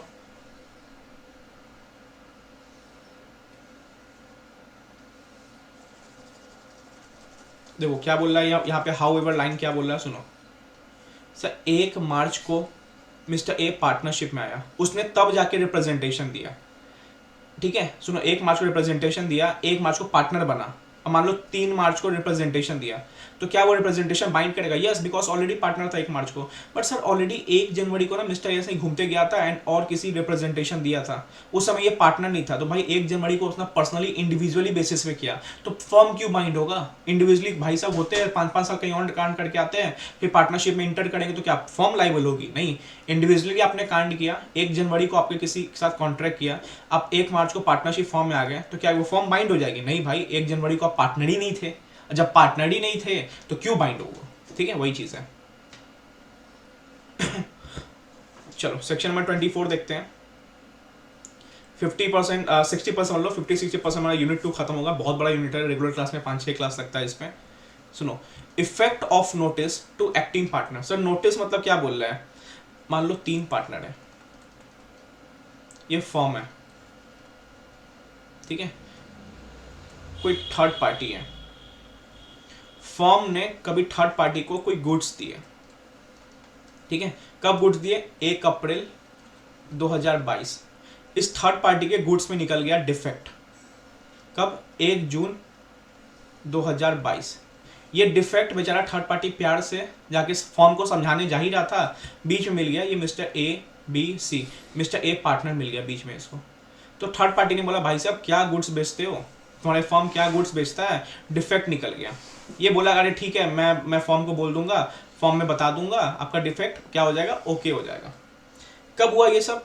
देखो 1 जून को डिफेक्ट निकला, ये मान लो 5 जून को ये चीज हुई, अब 5 जून से 5 जुलाई हो गया, 5 अगस्त हो गया, 5 सितंबर हो गया, कुछ हो ही नहीं रहा था। बट पार्टनर एक के किस चीज में आ गया था? नोटिस में आ गया था, नजर में आ गया था। ये चीज किसने दिलवा दिया था? थर्ड पार्टी को। फॉर्म के नजर में आया था? नहीं। तो सर कल थर्ड पार्टी गुस्सा के क्या हुआ, डायरेक्ट गया यहाँ पे, बोला भाई साहब मेरे को 2 लाख का लॉस हुआ है, जल्दी से लॉस दो। फॉर्म तो भाई पहले कंफ्यूज, फॉर्म में सारे पार्टनर्स कंफ्यूज कि भाई साहब क्या बोल रहा है, ये 2 लाख का लॉस हुआ, टाइम दो एटलीस्ट हमें लॉस को ठीक करने का, क्या लॉस है चेक करेंगे। ये बोलेगा नहीं भाई ऑलरेडी बहुत टाइम दे दिया। ये बोला कब दिया, हमें तो आज पता चला। तो ये बोला तुम्हारे पार्टनर्स को हमने 5 जून को ही नोटिस दे दिया था, नोटिस में ला दिया था, आइडिया दे दिया था कि ऐसे ऐसे लॉस हुआ है, और आपके पार्टनर से आई थिंक बता दिया होगा। फर्म बोला हमें नहीं बताया। तो ये बोला भाई साहब देखो सेक्शन 24 क्या बोलता है, अगर आपके पार्टनर के नोटिस में कोई चीज आ गया है तो माना जाएगा फर्म के नोटिस में भी आ गया है। क्या बोल रहा हूं मैं? Notice of partner is equal to notice of firm. तो हम मानेंगे कि 5 जून को ही आपके नोटिस में आ गया, तो अब फर्म पलट नहीं सकता। तो यहां भी वही चीज बोला है कि notice to a partner, notice to a partner, any partner who habitually acts in the business of the firm. Yes, ये a business of the firm में काम कर रहा था, relating to the affairs of the firm operate as notice to the firm.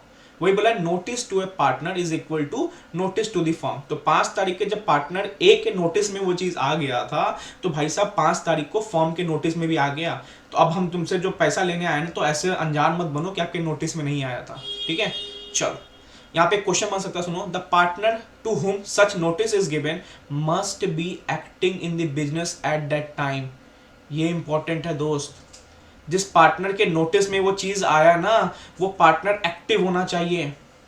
A notice to dormant और sleeping partner would not operate as noting to the firm. Sir एक बात बोलूं, ये जो ए था ना, मान लो ए डॉर्मेंट पार्टनर था, इस थर्ड पार्टी ने इस डॉर्मेंट पार्टनर को नोटिस दिया, क्या बाद में ये माना जाएगा कि डॉर्मेंट पार्टनर को notice is equal to notice to the firm? नहीं। अगर नोटिस एक्टिव पार्टनर को आया है या एक्टिव पार्टनर के नजर में आया है, तभी माना जाएगा कि is equal to notice to the firm on the same date. But अगर डॉर्मेंट पार्टनर के नजर में ये चीज आया, तो भाई साहब थर्ड पार्टी गलती कर दी आपने किसको नोटिस दे दिया? डॉर्मेंट पार्टनर था, वो तो खुद पार्टिसिपेट नहीं करता बिजनेस मीटिंग में। तो ये क्वेश्चन बन सकता है, याद रखना। नोटिस टू ए डॉर्मेंट और sleeping partner would not operate as notice to the firm. ठीक है, तो याद रखना। चलो वही बोला है, an acting partner is a person, acting partner is a person who habitually acts in the business, जो नॉर्मली बिजनेस में आता है, बिजनेस के डिसीजंस में आता है, and relating to the affairs of business operate as notice to the firm. Yes, याद रखना, एक्टिव पार्टनर कोई नोटिस मिलेगा तभी माना जाएगा कि उस दिन नोटिस टू द फॉर्म मिला है। अगर if notice to a such person it will consider as notice to a firm, but dormant partner, sleeping partner को दिया तो भाई साहब नहीं माना जाएगा। एक चीज और है, क्या किसी मैनेजर को नोटिस दिया तो भाई साहब पार्टनर की बात कर रहा है, मैनेजर की बात नहीं कर रहा है। इंपॉर्टेंट याद रखना, मैनेजर को नोटिस दिया, भले वो एक्टिव हो डोरमेंट हो, नहीं काम चलेगा। चल चलो देखो, लाइबिलिटी टू थर्ड पार्टी, सुनो इंपॉर्टेंट, देखो नॉट सो इंपॉर्टेंट, आप एक रीडिंग लगा लो, इजी है। पहले बोला liability of partners for act of for the firm, every partner is liable jointly with all other partners and also severally for all the acts of the firm while firm done when he is a partner। so firm को loss हुआ 90,000 का, simple सी बात, ये section बोला कि 90,000 का loss कौन beer करेगा? सर ज्वाइंटली सब कोई बियर करेंगे। किस रेशियो में? जिस रेशियो में आपका कॉन्ट्रैक्ट होगा, जिस रेशियो में आपका एग्रीमेंट होगा, PSR 2:1:1 नहीं होगा तो हमने पढ़ा है कि इक्वल हो जाता है 1:1:1। तो वही बोल रहा है कि हर पार्टनर की लायबिलिटी कितनी आएगी? इक्वली आएगी, ज्वाइंटली आएगी, सेवरली आएगी, जो भी आपका लॉस होगा। ठीक है, इजी है। सेकंड क्या बोल रहा है, देखो एक रीडिंग लगाने का है, liability of the firm for wrongful acts of a partner. Sir मान लो फर्म, किसी पार्टनर ने कॉन्ट्रैक्ट किया किसी के साथ एंड फर्म को लॉस हो गया 90,000 का। क्या किया? पार्टनर ने कॉन्ट्रैक्ट किया, फर्म को लॉस हो गया 90,000 का, तो क्या ये फर्म पार्टनर से मांगेगा? नहीं, फर्म को लॉस हो गया 90,000 का तो सब में बटेगा, फर्म बियर करेगा। एंड फर्म में मतलब कौन होते हैं? पार्टनर होते हैं, तो कहीं ना कहीं फर्म बियर करेगा, तो पार्टनर्स को वो लॉस देना पड़ेगा। तो क्या सब फर्म पक्का देगा लॉस? इस पार्टनर की एक पार्टनर की गलती वजह से हुआ है, भाई कोई बात नहीं, म्यूचुअल एजेंसी है, सब जाएंगे। बट अगर इसने तभी देगा फॉर्म लॉस जब इसने क्या किया, if they are done by the partner while acting in the ordinary course of business and within the authority of partners, तभी होगा जब इसने एक ना गुड फेथ में किया। मान लो सर गुड फेथ मतलब भाई साहब अनजान थे, ये तो नॉर्मल भाई पार्टनर कॉन्ट्रैक्ट करते हैं, ना तो ये फ्रॉड किया, ना तो इसने नेग्लिजेंस किया। ठीक है, तो yes then firm loss bear करेगा। भाई साहब कोई बात नहीं, पार्टनरशिप में होता है, जरूरी नहीं है कि हर पार्टनर कॉन्ट्रैक्ट करे प्रॉफिट ही हो जाए। कोई पार्टनर कॉन्ट्रैक्ट करता है लॉस होता है, तो वो लॉस आपको एक्सेप्ट करना पड़ेगा। शर्तें क्या है? इसने अगर ऑर्डिनरी कोर्स में काम किया है तो। सर फ्रॉड जहां आ गया भाई साहब, फिर तो तू ही ठीक करके देगा भाई। अगर हमने पे कर दिया तो हम तेरे से इंडेमनिफाई करेंगे, हमने पढ़ा था। हमने नहीं पे किया तो तू ठीक करके दे। चलो एक सेकेंड,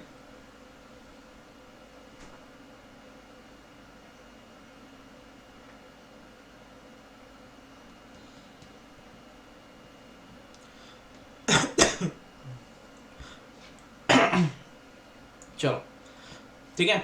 तो पहला क्या बोला, लॉस नो नॉर्मली समझा रहा है, लॉस हो गया तो सब कोई पे करेंगे। ऐसा नहीं कि एक ही पार्टनर पे करेगा सब बच जाएंगे, नहीं, सब पे करेंगे, ज्वाइंटली पे करेंगे। किस रेशो में? PSR रेशो में।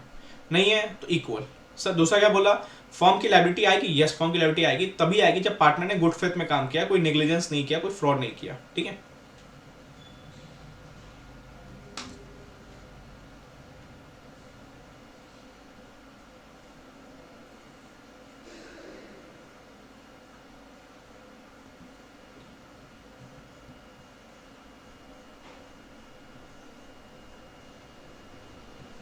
चलो liability of firm for miss application by partners. अब सुनो, liability of firm bye miss application of partners मतलब क्या हुआ? किसी पार्टनर के पास फर्म की प्रॉपर्टी थी, क्या बोल रहा हूँ, किसी पार्टनर के पास फर्म की प्रॉपर्टी थी, मतलब सर मान लो बस, एंड उस पार्टनर ने क्या किया, मिस अप्लाई किया। ठीक है, या मान लो फर्म का पैसा था 1,00,000 रुपया किसी पार्टनर के पास, एंड उस पैसे को मिस अप्लाई किया, कहीं और यूज कर दिया, शेयर्स मार्केट में यूज कर दिया, इन्वेस्टमेंट कर दिया, गलत जगह कर दिया। तो सर सुनो, a partner acting within apparent authority receives money और property from a third party and misapply it. Sir मतलब दो चीज है, सुनो, थर्ड पार्टी डायरेक्ट किसी पार्टनर को पैसा दे दिया, एंड इस अभी फॉर्म में नहीं पहुंचा, पार्टनर पैसा दिया, पार्टनर को फॉर्म में डालना था, पार्टनर ने क्या किया, यहीं से मिस अप्लाई कर दिया। मतलब थर्ड पार्टी से कोई पैसा लिया, कोई मान लो सप्लायर से पैसा लिया, पार्टनर फॉर्म में लेके जा ही रहा था, बीच में क्या किया, अरे यार शेयर मार्केट देखा, डाल दिया शेयर से पैसे।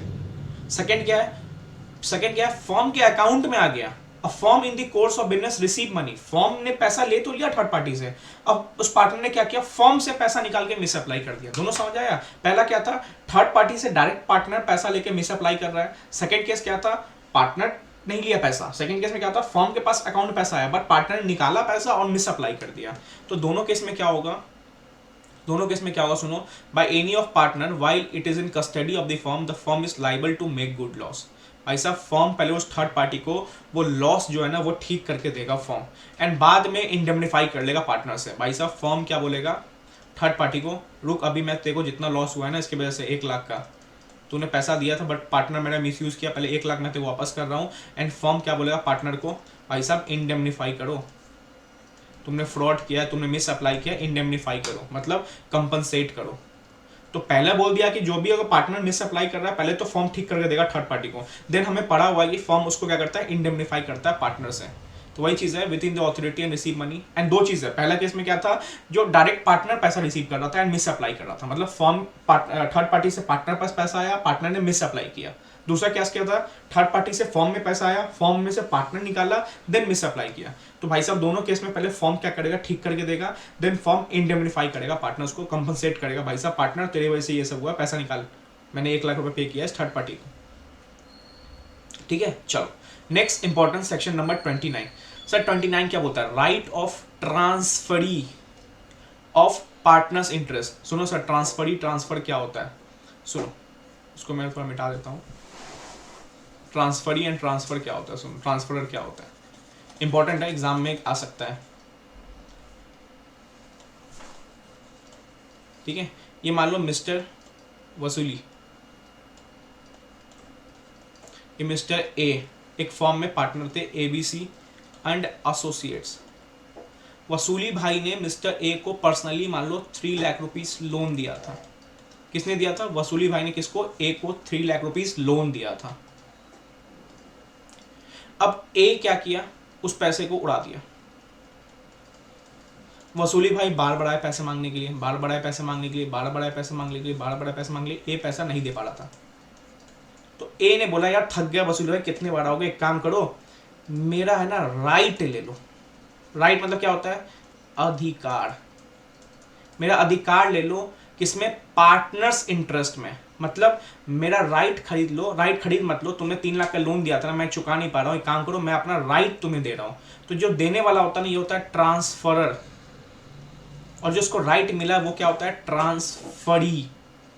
ठीक है, इसने क्या दिया, किसने किसको दिया, ए ने राइट दिया। राइट क्या दिया, पार्टनरशिप का, पार्टनरशिप में इंटरेस्ट का। सर इंटरेस्ट वो वाला इंटरेस्ट नहीं समझ लेना, 1% नहीं समझ लेना। इंटरेस्ट मतलब क्या हुआ, प्रॉपर्टी इंटरेस्ट, शेयरिंग इंटरेस्ट। जो भी इस पार्टनर का प्रॉफिट आता होगा लास्ट में साल के एंड में वो इसको मिलेगा, बट अब इसको नहीं मिलके क्या मिलेगा, अब इसको मिलेगा, बिकॉज ये क्या बन गया, ट्रांसफरी। तो कहीं नहीं, अब 3 लाख का लोन तो चुकाना पड़ेगा। तो ए ने बोल दिया देखो भाई पैसे तो नहीं है बट मैं तुम्हें पार्टनरशिप में ना अपना राइट दे सकता हूँ कि मेरा जो अधिकार है वो तुम ले लो। अधिकार only for the profits, only for the property, कि मेरा जो भी कैपिटल लगा हुआ है, कल पार्टनरशिप बंद होगा कैपिटल तुम रख लेना, 3 लाख तक का तुम रख लेना, या मेरा जो भी प्रॉफिट आता है उसका अधिकार मैंने तुमको दे दिया, बट तुम बस प्रॉफिट या प्रॉपर्टी। अब तुम पार्टनर नहीं हो, तुम डिसीजन मेकिंग में नहीं आओगे, तुम बस क्या होगे, साल के आखिरी में जो 1 लाख प्रॉफिट आया उसमें जो तीनों पार्टनर बचेगा 30-30 हजार, वो 30 हजार तुम्हें मिल जाएगा, बिकॉज तुम क्या हो, ट्रांसफरी हो। मैंने अपना राइट्स बेच दिया पार्टनरशिप का, क्या बेच सकता है, यस। तो share in the partnership is transferable. जो पार्टनरशिप में शेयर होता है 1:1:1 वो आप ट्रांसफर कर सकते हैं, जैसे ए ने वसूली भाई को किया, like any other property, but as the partnership relation is based on mutual confidence. हाँ, पार्टनरशिप एक म्यूचुअल एजेंसी है, म्यूचुअल कॉन्फिडेंस पे है। The assignee of partner interest by sale, mortgage or otherwise cannot enjoy the same right as original partner। मतलब ये जो assignee है या इसको असाइनी बोल लो, इसको ट्रांसफरी बोल लो, वो क्या बोल रहा है, वो प्रॉपर्टी तो लेगा, शेयरिंग तो लेगा, but cannot enjoy the same rights, cannot enjoy the same rights and privilege as the original partner. भाई साहब आप ओरिजिनल पार्टनर से काम नहीं करोगे, आप डिसीजन मेकिंग नहीं करोगे, आप बुक्स ऑफ अकाउंट मांगोगे नहीं, आपकी कोई राइट्स एंड ड्यूटीज नहीं होगी, आपको बस क्या मिलेगा, प्रॉफिट्स मिलेगा एंड आपको प्रॉपर्टी में हिस्सा मिलेगा जब पार्टनरशिप डिसॉल्व होगा। तो यही चीज होता है राइट्स के रिगार्डिंग। ठीक है, अब सुनो, following are the rights of the transferee. Transferee कौन था हमारे एग्जाम्पल में, वसूली भाई।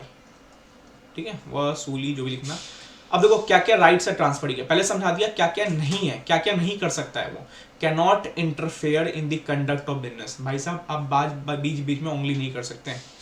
ट्रांसफरी वसूली भाई, आपको बस शेयरिंग ऑफ प्रॉफिट मिला है, शेयरिंग ऑफ प्रॉपर्टी मिला है, आप हमारे एबीसी एसोसिएट्स में बिजनेस में आप कंडक्ट में इंटरफेयर नहीं कर सकते हैं, ठीक है। And during the continuous of business, जब बिजनेस चल रहा है आप बुक्स ऑफ अकाउंट्स नहीं मांग सकते, वो हम पार्टनर्स को हक देते हैं, आप पार्टनर नहीं है, आप बस ट्रांसफरी है।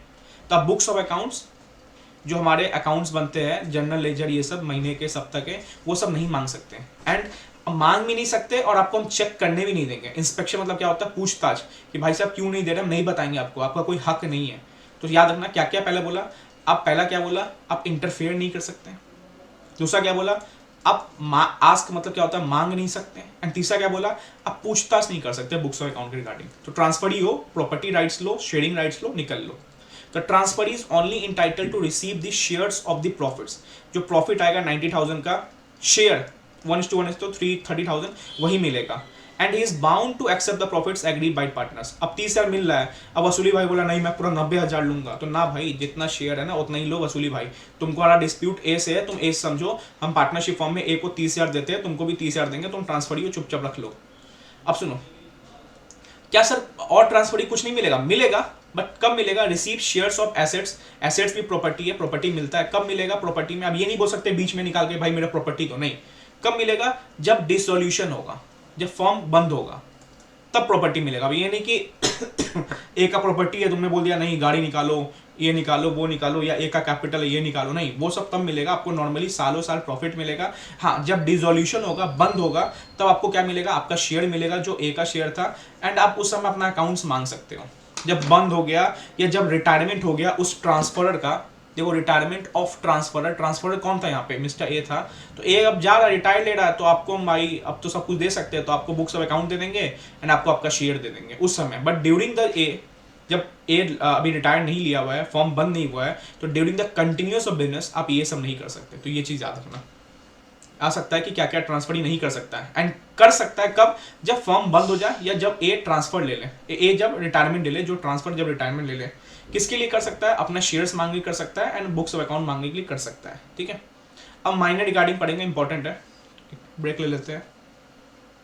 चलो, ये पार्टनरशिप का जो सबसे बड़ा यूनिट है, सेकेंड यूनिट, उसको आज फिनिश करते हैं। सर इंपॉर्टेंट, आपको ये क्वेश्चन एग्जाम में देखने को मिल सकता है।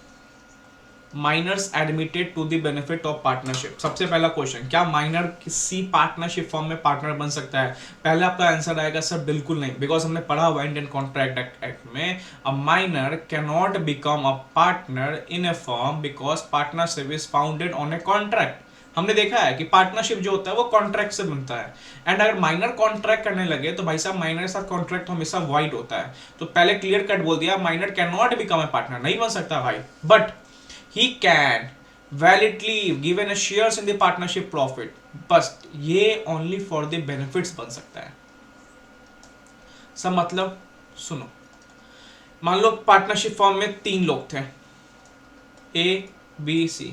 ये सी जो था ना बहुत दिल लगा के काम कर रहा था, बहुत अच्छा काम कर रहा था, इसके वजह से पार्टनरशिप फॉर्म हमेशा ऊपर जा रही थी, ऊपर जा रही थी, ऊपर जा रही थी। अब सी का हो गया डेथ, तो कहीं ना कहीं ए और बी चलाने लगेंगे फॉर्म। अब सी का डेथ हो गया, बेचारा उसका एक माइनर बच्चा था। अब सर ये माइनर बच्चा, अब इसके घर कौन चलाएगा? ए बी को पता था यार सी ने बहुत किया हमारे लिए, तो ए बी दोनों के कंसेंट से इस बच्चे को क्या किया गया? फॉर्म में लिया गया, माइनर को फॉर्म में लिया। क्यों? क्योंकि इसके पिताजी ने बहुत अच्छा काम किया था, पार्टनरशिप फॉर्म हमेशा ऊपर जा रही थी, इसलिए माइनर बोला गया आ जाओ बेटा तुम हमारे साथ पार्टनरशिप में आ जाओ, and only for the partnership profits, not for the losses, only for the partnership profits, only for the benefits. Loss होगा तो भाई ये भी देखेंगे थर्ड पार्टी के साथ, बट प्रॉफिट होगा तो सी को बटेगा। अगर 90,000 प्रॉफिट होगा तो 1:1 है, तो माइनर को मिलेगा। तो सबसे पहला आंसर आएगा कि yes minor can not become a partner, but yes minor partner बन सकता है ओनली फॉर द बेनिफिट्स। सब माइनर पार्टनर क्यों नहीं बन पा रहा था? बिकॉज कॉन्ट्रैक्ट माइनर से वॉइड होता है। तो भाई साहब कल माइनर ने गलत कर दिया था, किसको पकड़ोगे? इसलिए, बट बाद में बोला गया कि यस पार्टनरशिप में अगर बेनिफिट्स के लिए आ रहा है, सिर्फ प्रॉफिट मिलेगा उस माइनर को, देन उसको आप रख सकते हो पार्टनरशिप फॉर्म में, ठीक है। चलो, बट याद रखना तभी रख सकते हो जब with the consent of all the partners. Sir it can be done, sir तभी हो पाएगा जब सब पार्टनर्स का कंसेंट होगा। 5 पार्टनर है, 1 2 3 4 5, इसकी डेथ हो गई, इसका माइनर पार्टनरशिप में आना चाहता, क्या आ सकता है? नहीं आ सकता, but only for the benefits से बेनिफिट लेगा। तो इन चारों की रजामंदी से ही ये माइनर इंटर कर सकता है, अदरवाइज ये माइनर नहीं कर पाएगा फॉर द बेनिफिट्स ऑल्सो। ठीक है, तो कंसेंट तो चाहिए सब पार्टनर्स का, तब जाके उस माइनर को एडमिट करना। अब सर ये सबसे इंपॉर्टेंट है, क्वेश्चन पूछता है what are the rights of the minor या what are rights for the minor. अब यहाँ बच्चा क्या कंफ्यूज होता है ना, बच्चा इंडियन कॉन्ट्रैक्ट एक्ट का राइट वो सब लिख के आ जाता है कि माइनर रेटिफिकेशन वाला पॉइंट्स ये सब लिख के आ जाता है वहां पे। नहीं, वो नहीं लिखना है, यहाँ पे पूछता है राइट्स इन पार्टनरशिप। सब पार्टनरशिप में माइनर्स के क्या राइट्स है? सबसे पहला राइट है right to his agreed share of the profits.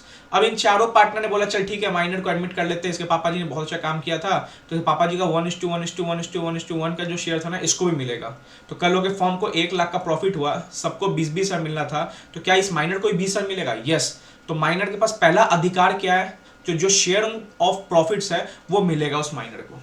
क्या बोल रहा हूं? जो शेयरिंग ऑफ प्रॉफिट्स, क्योंकि minor only for the benefits ही आता है, तो प्रॉफिट उसको मिलेगा ही मिलेगा। दूसरा, माइनर पास क्या अधिकार है? वो एसेस कर सकता है, मंगवा सकता है, इंस्पेक्ट कर सकता है, पूछ सकता है क्या? Copy the accounts of the firm, जो भी बुक्स ऑफ अकाउंट्स है फर्म के वो मंगवा सकता है एंड छानबीन कर सकता है उस बुक्स ऑफ अकाउंट का। अब वो बेचारा माइनर है, बोलेगा अंकल दी हमें बुक्स ऑफ अकाउंट दिखाओ, तो वो बुक्स ऑफ अकाउंट दिखाना पड़ेगा। यस, वो बुक्स ऑफ अकाउंट दिखाना पड़ेगा। ठीक है, चलो सर क्या ट्रांसफरी के पास ये चीज है? नहीं, ट्रांसफरी नहीं कर सकता। Transferee on the date of dissolution कर सकता है, बट ट्रांसफरी ऐसे बुक्स ऑफ अकाउंट ये सब मांग नहीं सकता। हमने पढ़ा था, ये क्वेश्चन एग्जाम में आया हुआ, ध्यान से, इस बार के मॉक टेस्ट में भी है क्वेश्चन। ठीक है सर, तीसरा क्या राइट्स है? He can sue the partners for accounts and for payment of shares.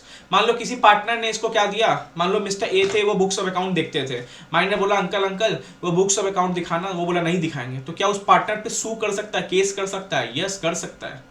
Sir मान लो उसको 20,000 प्रॉफिट मिला था, नहीं मिला, तो क्या किसी पार्टनर पे कर सकता है? यस, कर सकता है। तो ये इसके राइट से याद रखना। पहला क्या है? जो शेयरिंग ऑफ प्रॉफिट है उसका अधिकार है, वो लेगा, इसका अधिकार है बुक्स ऑफ अकाउंट को चेक करेगा। तीसरा क्या है? उस बुक्स ऑफ अकाउंट को किसी ने नहीं दिया तो उस पार्टनर पे केस कर देगा। और चौथा राइट्स क्या है? ऑन अटेनिंग द मेजोरिटी, मतलब सर जिस समय वो फॉर्म में आया वो 16 साल का था, अब वो 18 साल का हो गया, तो जिस डेट पे उसने मेजोरिटी अटेंड किया, ही में विद इन 6 मंथ्स, जिस डेट पे मान लो 1 जून को भाई साहब वो 18 साल का हो गया, अब 1 जून से लेके 6 मंथ्स के अंदर तक उसको बताना है क्या वो पार्टनर बनना चाहता है या पार्टनर नहीं बनना चाहता है। अब मेजर हो गया भाई, अब वो बनना चाहता नहीं बनना चाहता बताएगा। कब बताएगा? जिस दिन पे मेजोरिटी आएगा उसका। बनना चाहता है तो चलो ठीक है, अब लॉसेस भी शेयर होंगे, थर्ड पार्टी से लायबल भी हो गए। नहीं बनना चाहता है तो चलिए टाटा बाय बाय आपका। तो ये चीज याद रखना, 4 राइट्स है, sharing of profit, books of account, जो नहीं दिया उस पर केस करेगा, और चौथा क्या, 6 महीने के अंदर बताएगा कि उसको पार्टनर बनना है कि नहीं बनना है। चलो, बिफोर अटेनिंग द मेजोरिटी, मतलब अभी 18 साल पूरने से पहले क्या क्या लाइबिलिटीज आएगी माइनर की? Confined only to the extent of share in the profits and property of the firm. वही बोल रहा है कि जो उसका शेयर है या इसका जो प्रॉपर्टी है फर्म में, उतने के लिए क्या होगा, ये असर्टेन करेगा खुद को, या मान लो उसके उतने के लिए क्या होगा, ये अकाउंटिंग करेगा, मतलब दूसरे की नजर में बस उतने शेयर्स के लिए क्या होगा, लाइबल होगा। कोई पर्सनल लाइबिलिटी नहीं आएगा। मान लो फर्म है, ये माइनर था, ठीक है, कोई थर्ड पार्टी ने केस किया फर्म को 1 लाख रुपए का, हमें पता है कि पार्टनरशिप में सब म्यूचुअल एजेंसी होता है, तो क्या ये माइनर भी 1 लाख के लिए केस के लिए लाइबल होगा? नहीं होगा। तो कोई भी उसको पर्सनल लाइबिलिटी नहीं होगा। क्यों? For the debts of the firm incurred during his minority, because ये भी 16 साल का है भाई साहब। थर्ड पार्टी के लिए कोई लाइबल नहीं होगा माइनर, ये यही दोनों लाइबल होंगे। 50,000 देंगे बैठ के। माइनरशिप क्या होगा? बेनिफिट्स के लिए इसके राइट्स है, ठीक है। चलो, माइनर डिक्लेयर कैसे हो जाएगा इंस्टॉलमेंट? भाई साहब वो 18 से कम है, क्या ही इंस्टॉलमेंट हो जाएगा वो, ठीक है। तो ये याद रखना कि क्या सबसे पहला क्या है, वो बस अकाउंटेबल होगा only for is share in the profits. उसको बस इसलिए जाना जाएगा कि उसके पास कंपनी पार्टनरशिप फर्म में प्रॉफिट्स है एंड इस प्रॉपर्टी है उसके, जो भी उसके पिताजी का था वो सब कंसेंट ऑफ पार्टनरशिप के पार्टनर्स के कंसेंट से उसको मिला है। कोई इसको पर्सनल लाइबिलिटी नहीं होगा थर्ड पार्टी से। जो भी पर्सनल लाइबिलिटी होगा वो इन 2 पार्टनर्स को होगा जो मेजोरिटी वाले, एंड माइनर कभी भी इंस्टॉलमेंट नहीं हो सकता, ठीक है। अब देखो, आफ्टर अटेनिंग द मेजोरिटी, हमें पता है कि ऑन अटेनिंग मेजोरिटी ही में विद इन 6 मंथ्स, याद रखना इंपॉर्टेंट है, कब? 6 मंथ्स के अंदर उसको बताना पड़ेगा elect to become a partner और not to become partner. 6 months में बताना होगा कि पार्टनर बनना चाहता है कि नहीं बनना चाहता है। If he elects to become partner मतलब बोला अगर वो पार्टनर बनना चाहता है then he is entitle to share which was entitle as minor. भाई साहब फिर तो आप जाओगे, ठीक है। If it does not then share is not liable for any acts of the firm. अगर वो नहीं बनना चाहता है तो वो लाइबल नहीं होगा कोई भी फर्म के एक्ट्स के गाड़ी। मतलब फर्म में 90,000 का लॉस हो गया, अब वो पार्टनर नहीं बनना चाहता, 6 मंथ में बता दिया उसने कि वो पार्टनर नहीं बनना चाहता है, अब वो लाइबल नहीं होगा कोई भी आउटसाइडर्स को। बट उसने बोल दिया कि यस ये क्या बनना चाहता है, पार्टनर बनना चाहता है। देन कल होके थर्ड पार्टी ने कोई केस किया फर्म पे एंड वो लॉस का अमाउंट 1,20,000 था, 3 पार्टनर हो गए, माइनर भी पार्टनर बन गया तो माइनर को भी 40,000 देना पड़ेगा। बट वो 6 मंथ्स के अंदर नहीं बनना चाहता सर। 6 मंथ्स कब से? 18 ईयर्स मेजोरिटी होने से 6 मंथ्स के अंदर उसको बताना पड़ेगा, ठीक है। पब्लिक नोटिस सर्व करना पड़ेगा कि भाई साहब सारे पार्टनर सुन लो, मैं 18 साल का क्रॉस कर गया हूँ एंड मैं 18 साल का क्रॉस करते ही 6 मंथ्स के अंदर बता रहा हूँ कि मैं आगे पार्टनरशिप में कंटिन्यू नहीं करना चाहता। तो भाई नहीं करना चाहते हो तो कल कोई भी थर्ड पार्टी का लॉस होगा, आप नहीं बियर करोगे। बट आप कंटिन्यू कर रहे हो, आपने नोटिस दे दिया है, देन थर्ड पार्टी का लॉस होगा, भाई अब तो बियर करोगे, अब माइनर नहीं रहे, याद रखना, ठीक है। तो वही बात है, when he becomes partner, if the minor becomes a partner on his own willingness or by his failure to give notice within specified time, his rights and liabilities as follows। ठीक है, सुनो क्या क्या सुनो दोनों चीज बोला, सुनो इंपॉर्टेंट है। क्या वर्डिंग है? if the minor becomes a partner on his own willingness, sir मतलब यहाँ पे 16 साल का था, यहाँ पे 18 साल का हो गया। हमें पता है कि 18 साल का होते ही 6 मंथ्स के अंदर बताना है, ठीक है, 6 मंथ्स के अंदर बताना है। सर 6 मंथ्स के अंदर तीसरे मंथ में ही क्या किया, इस माइनर ने बता दिया ये क्या बनना चाहता है, पार्टनर बनना चाहता है। तो भाई देन पार्टनर बनना चाहता है तो ये लाइबल होगा किसको? थर्ड पार्टीज को भी। अब थर्ड पार्टीज को लॉस होगा तो ये माइनर ने भर के देगा। तो यहाँ पे ओन विलिंगनेस मतलब क्या हुआ?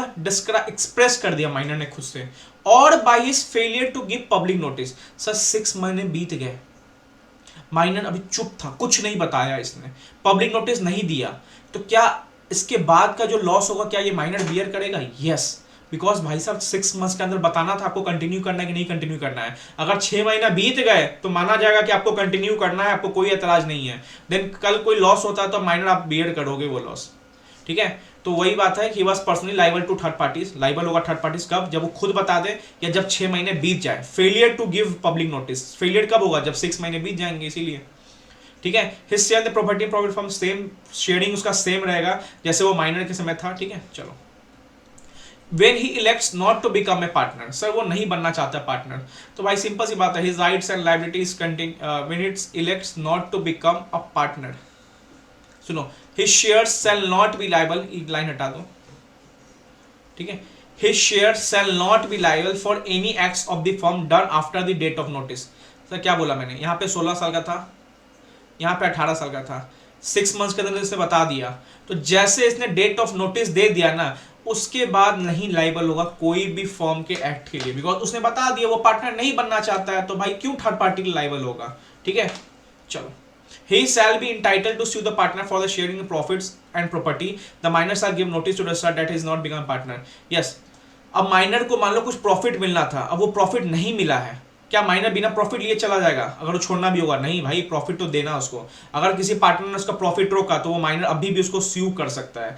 इंपॉर्टेंट नहीं है, इंपॉर्टेंट बस इतना समझो, क्या माइनर मेजोरिटी अटेंड करते हमेशा के लिए पार्टनर बन जाएगा? नहीं, 6 महीने मिलेंगे, 6 महीने में वो बताएगा कि पार्टनर बनना है कि नहीं बनना है। अगर उसको पार्टनर बनना है तो अपना ओन विलिंगनेस देगा, या 6 मंथ्स के अंदर उसने कोई नोटिस नहीं दिया तो डीम पार्टनर बन जाएगा। डीम पार्टनर बनने की वजह से वो सब थर्ड पार्टी को लाइबल होगा जो भी लॉस होगा, ठीक है, एंड उसका प्रॉफिट शेयरिंग सब कुछ सेम रहेगा जैसे वो माइनर था। सब पार्टनर नहीं बनना है तो जिस दिन में उसने नोटिस दिया उस दिन के बाद से भाई साहब कोई लाइबल वेबल नहीं होगा उसको, एंड उसको नोटिस रजिस्ट्रार को देना है कि भाई साहब वो पार्टनर नहीं बनना चाहता है, ठीक है। रजिस्ट्रार का चैप्टर पढ़ेंगे आगे।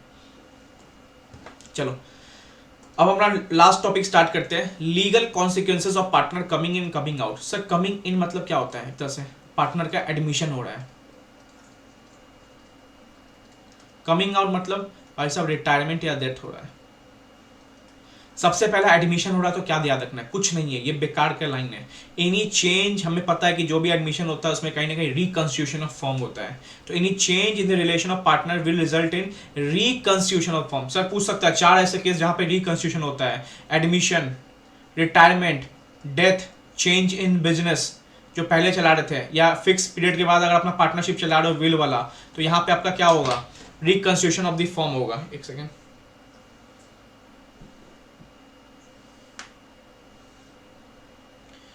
ठीक है, चलो अब सुनो क्या बोला, therefore on admission of a partner, क्योंकि हम अभी पढ़ने वाले हैं 31 में admission of partner, retirement of partner, expulsion, insolvency and firm will be reconstituted. ये बोला कि ये सब केस में फॉर्म क्या होगा, रिकंस्टिट्यूटेड होगा। एडमिशन पढ़ा होगा आपने, रिटायरमेंट जानते हो, एक्सपल्शन मैं बताऊंगा अभी एक्सपल्शन क्या होता है, इंसॉल्वेंसी पता होगा दिवालिया निकलना। तो हर केस में क्या क्या होने वाला है वो चीज देखने वाले हम। सबसे पहला इंट्रोडक्शन ऑफ पार्टनर, इसको बोलते हैं admission. Sir A B C एक नया पार्टी आने वाला है, इसका नाम है डी। क्या ये पार्टनरशिप फॉर्म में जुड़ सकता है? सुनो, no new partner can be introduce in a form. भाई ऐसे तो आप आके एबीसी एसोसिएट्स में नहीं जुड़ सकते, but without the consent of all existing partners. आप तभी जुड़ सकते हो जब सारे एग्जिस्टिंग पार्टनर्स का क्या हो जाए, कंसेंट हो जाए। सर सी मना कर रहा है तो नहीं जुड़ पाओगे, आपको सारे पार्टनर्स का कंसेंट चाहिए। तो एडमिशन के लिए दिमाग में बस एक ही चीज रखना है कि कोई भी पार्टनरशिप फॉर्म में नया पार्टनर नहीं आ सकता जब तक सारे पार्टनर्स का कंसेंट ना आ जाए, ठीक है। और new partner will ordinary be liable. अब जो नया पार्टनर आया वो लाइबल होगा, लाइबिलिटीज होंगी उसकी। तो obligation commencing from the date he is admitted as a partner. Sir मान लो 1 मई को ये डी पार्टनर बना, क्या हुआ था 1 अप्रैल को, मतलब पार्टनर बनने से पहले एक फ्रॉड हुआ, एक मान लो एक लॉस हुआ था 90,000 का। तो वही बोल रहा है जिस दिन वो पार्टनर बना डी, उसके पहले का कोई लॉस था, तो क्या वो डी लाइबल होगा? सर क्यों लाइबल होगा? इस दिन तो 1 अप्रैल को डी तो पार्टनर ही नहीं था, डी तो पार्टनर बना 1 मई को। तो 1 मई के बाद का जो लॉस होगा यहां पे म्यूचुअल एजेंसी लगेगा, यहां पे लॉस शेयर होगा, बट 1 अप्रैल वाले के लिए थोड़ी ना लॉस शेयर होगा, ठीक है। चलो ठीक है, तो याद रखना, the new partner may agree to the liable for obligation already existing prior to the date of being admitted partner, ठीक है।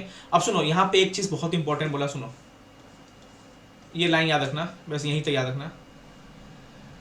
सुनो मैंने क्या बोला, एडमिशन होना है तो सारे एग्जिस्टिंग पार्टनर्स का कंसेंट चाहिए। अब नया पार्टनर आ रहा है 1 मई को, 1 अप्रैल का कोई ट्रांजेक्शन था जिसके वजह से फॉर्म को लॉस हुआ, तो क्या 1 अप्रैल के ट्रांजेक्शंस का बियर वो नया पार्टनर करेगा? लॉस नहीं करेगा। बट सर वो नया पार्टनर है ना बहुत चुल मचा, बोल रहा है कि हम तुम्हारे सारे पुराने लॉस है ना उसमें अपना हिस्सेदारी देंगे, बहुत पैसा उसके पास। तो क्या वो खुद से कर सकता है? यस। अगर उसको खुद से चुल मचा है तो भाई साहब नया पार्टनर जो आया है ना वो एग्री में चाहे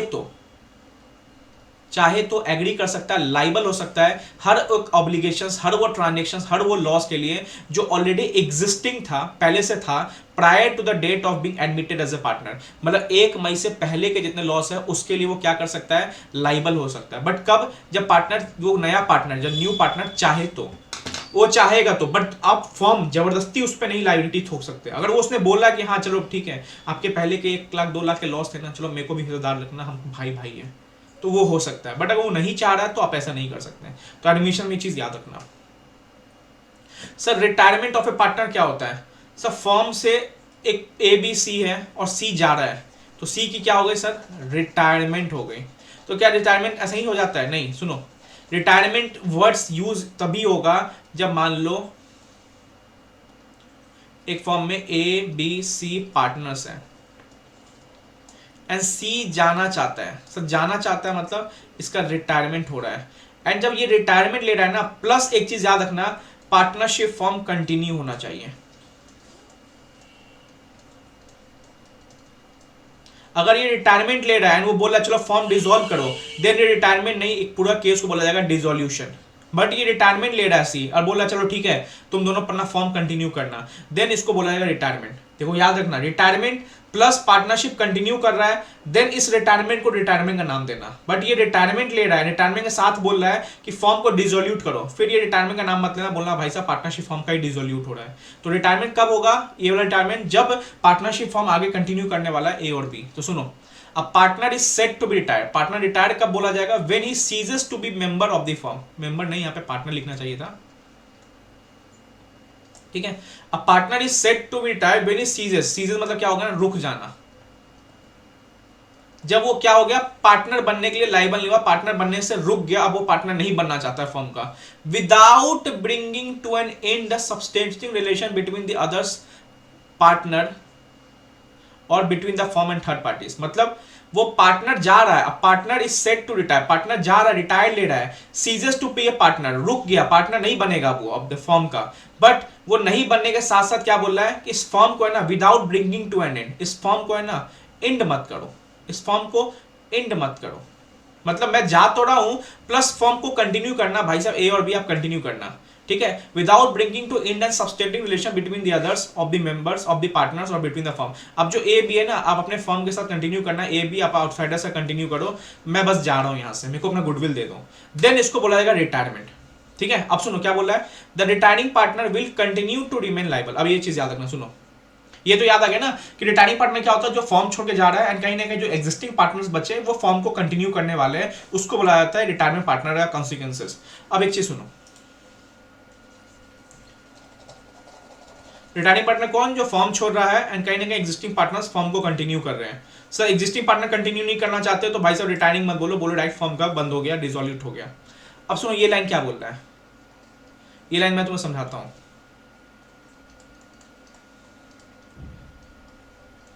सर तीनों पार्टनर थे, 1 अप्रैल 2020 को इनका पार्टनरशिप स्टार्ट हुआ, 1 मई 2022 को ये जो सी है ना, सी बी सी ए बी सी, ठीक है, सी है ना, ये रिटायर लेना चाह रहा है एंड बोल रहा है ए एंड बी आप कंटिन्यू करो, हाँ ठीक है सब सही है सर, यही होता है, ठीक है। अब 1 मई के बाद 1 मई 2027 आया, 1 मई 2028 आया, सर एक फ्रॉड खुला, एक लॉस हुआ, किसके लिए लॉस हुआ, इस दिन में जो ट्रांजेक्शन्स हुए थे ना 1 अप्रैल 2020 जब तीनों ने पार्टनरशिप स्टार्ट किया था, इसी दिन का ट्रांजेक्शन की वजह से 1 मई 2028 में एक लॉस पता चला, एक फ्रॉड पता चला। अब सर यहाँ पे जो ट्रांजेक्शन हुआ था वो 9 लाख रुपीस का था, पता कब चला, 1 मई 2028 को। तो क्या इस दिन पे जो ट्रांजेक्शन्स हुए थे कि अब यहाँ पे ये सी लाइबल होगा, क्वेश्चन है क्या सी लाइबल होगा, सर सी तो पार्टनरशिप फॉर्म 1 मई 2022 को ही छोड़ दिया था, अब तो 6 साल बीत गया उसके छोड़े हुए फॉर्म में तो अभी बस ए एंड बी है, तो क्या ए एंड बी लाइबल होंगे या सी भी लाइबल होगा, क्वेश्चन है। सर सी भी लाइबल होगा, बिकॉज जिस समय ये कांड हुआ था, फ्रॉड हुआ था, उस समय क्या सी पार्टनर था, यस।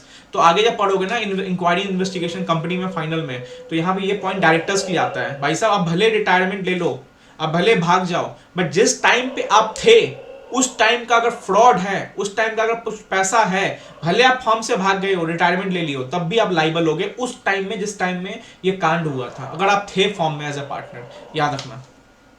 तो retiring partner will continue to remain liable, वो लाइबल अभी भी रहेगा for all the acts of the firm done till when he was partner, was मतलब पास्ट के लिए, जब वो पार्टनर था, याद रखना, ठीक है। The retiring partner will continue to remain liable for all acts of the firm until public notice of his retirement is given. तो भाई साहब रिटायरिंग पार्टनर मान लो आपने 1 मई को रिटायरमेंट ले लिया, तो ये नहीं को रिटायरमेंट ले लिया, आपको एक पब्लिक नोटिस भी देना पड़ेगा सबको, ठीक है। तो पब्लिक नोटिस दोगे तभी तो पता चलेगा, आप मन मान लिए कि अब रिटायरमेंट ले लिए तो हो गया, नहीं, पब्लिक नोटिस दो, जिस दिन पब्लिक नोटिस आया यहां से आप थर्ड पार्टी के लिए लाइबल नहीं होगे, बट जब तक पब्लिक नोटिस नहीं दे रहे हो भाई साहब आप स्टिल लाइबल हो, बिकॉज मन में सोच लिए तो नहीं होता है, आपको अनाउंसमेंट करना पड़ेगा, एंड अनाउंसमेंट वो पब्लिक नोटिस के थ्रू होगा, कि पब्लिक नोटिस ऑफ रिटायरमेंट बताना पड़ेगा कि भाई साहब मैं रिटायरमेंट ले रहा हूँ, ठीक है, याद रखना।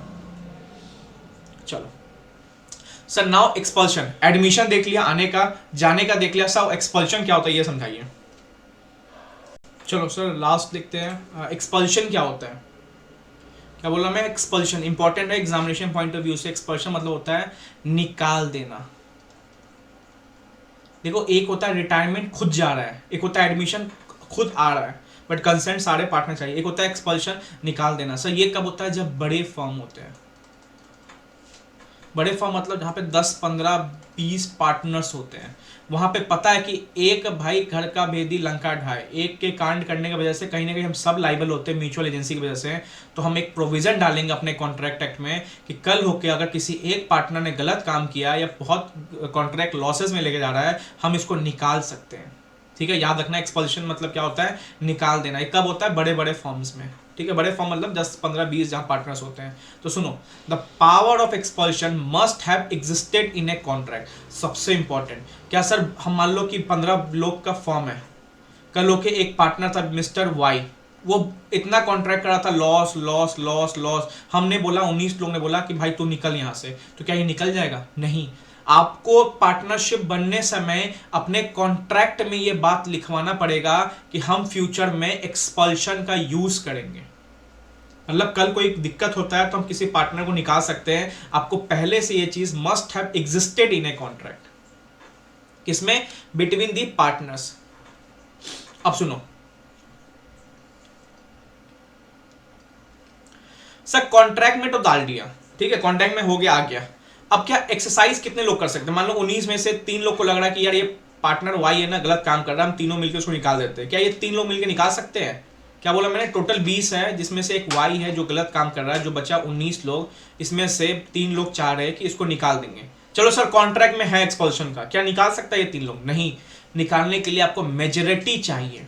मतलब 20 लोग हैं तो मेजोरिटी ऑफ द पार्टनर्स कितने होंगे? 11 पार्टनर्स चाहिए आपको। इसलिए बोल रहा हूं कि ये बड़े फॉर्म में होगा, बिकॉज कहीं ना कहीं 2 फॉर्म में होगा तो एक अगर एक गलत काम कर रहा तो भाई साहब एक ही बंदा है, क्या ही निकालेगा, यही निकाल देगा। तो ये सब बड़े बड़े फॉर्म्स में होता है। यहाँ पे 20, 25 है, 25 लोग हैं, एक कांड कर रहा है तो भाई साहब कम से कम कितना चाहिए? 13 लोग चाहिए। 13 लोग ने बोला हाँ निकालो इसको, बट निकालने से पहले क्या देखो, 3 चीज है। क्या कॉन्ट्रैक्ट में लिखा हुआ है पहले से एक्सपल्शन का यूज कर सकते हैं? यस। क्या पार्टनर्स मेजोरिटी पार्टनर्स निकाला? यस। मेजोरिटी मतलब 10 है तो 6, 12 है तो 7, इनकी रजामंदी से निकलेगा। यस। एंड क्या ये गुड फेथ में किया उन पार्टनर्स ने जिन पार्टनर ने मेजोरिटी का यूज किया? मतलब क्या ये जो 20 में से 11 लोग थे जिन्होंने बोला कि वाई को निकालो, क्या ये 11 लोग सच में ये वाई को निकालना चाहते थे? क्या वाई ने सच में कुछ गलत काम किया है? तो सर गुड फेथ क्या होता है, अब ये समझेंगे। गुड फेथ हम नीचे यहां पे वही चीज है। देखो, expulsion is not deemed, expulsion पहले से माना नहीं जाता है। आपको एक्सपल्शन का यूज करना है तो आपको पहले से कॉन्ट्रैक्ट में लिखाना पड़ेगा ये सारी बातें। ठीक है, बहुत इंपॉर्टेंट है ये चीज।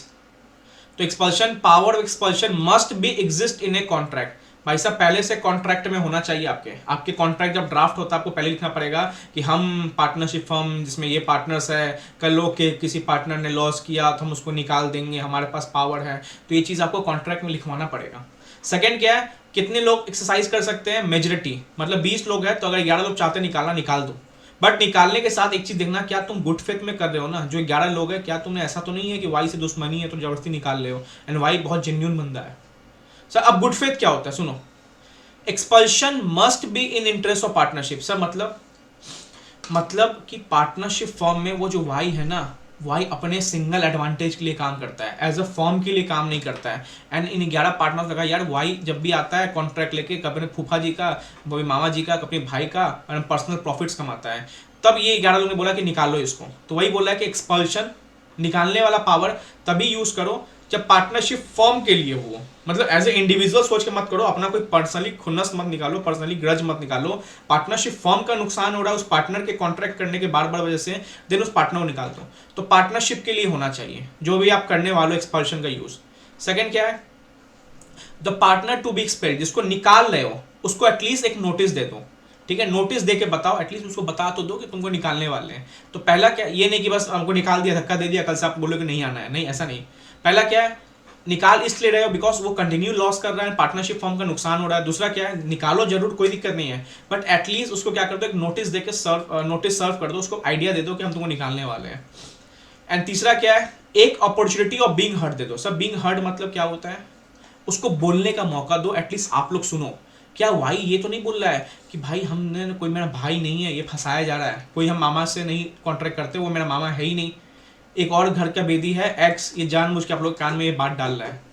तो वाई को एक एटलीस्ट एक अपॉर्चुनिटी दो निकालने से पहले, डायरेक्ट लात मार के मत निकाल दो, एटलीस्ट उसको बताओ, उसको बोलने का मौका दो। तो 3 चीज गुड फेथ में आता है, क्या क्या? पहला, आपका एक्सपल्शन पार्टनरशिप के लिए होना चाहिए, इंडिविजुअली मत सोचो, 11 लोग का पर्सनली ग्रज है तो दिक्कत बात है। दूसरा क्या है, पार्टनर जिस निकालने वाले हो उसको एक नोटिस दे दो। तीसरा क्या है, एक बोलने का मौका दो, ठीक है। एक्सपल्शन जरूरी नहीं होता है कि डिसोल्यूशन ही हो जाए एक्सपल्शन में, ठीक है, याद रखना, does not necessary means dissolution. अब देखो इंसॉल्वेंसी क्या होता है सर, दिवालिया निकलना। मतलब आपके जो एसेट्स है ना वो 10 करोड़ है एंड आपकी लाइबिलिटीज जो है ना वो 20 करोड़ हो गई, तो भाई साहब कहीं ना कहीं लाइबिलिटीज एक्स्ट्रा 10 करोड़ हो गई एंड आपका दिवालिया निकल गया। अब कहाँ चुकाओगे वो 10 करोड़? तो वही बात है, किसी पार्टनर का अगर इंसॉल्वेंसी हो जाता है तो क्या कॉन्सिक्वेंसेज आएंगे, सुनो। Where a partner in a firm is adjudicated and insolvent, he ceases to be a partner। अब सुनो सर, adjudicated and insolvent मतलब क्या होता है?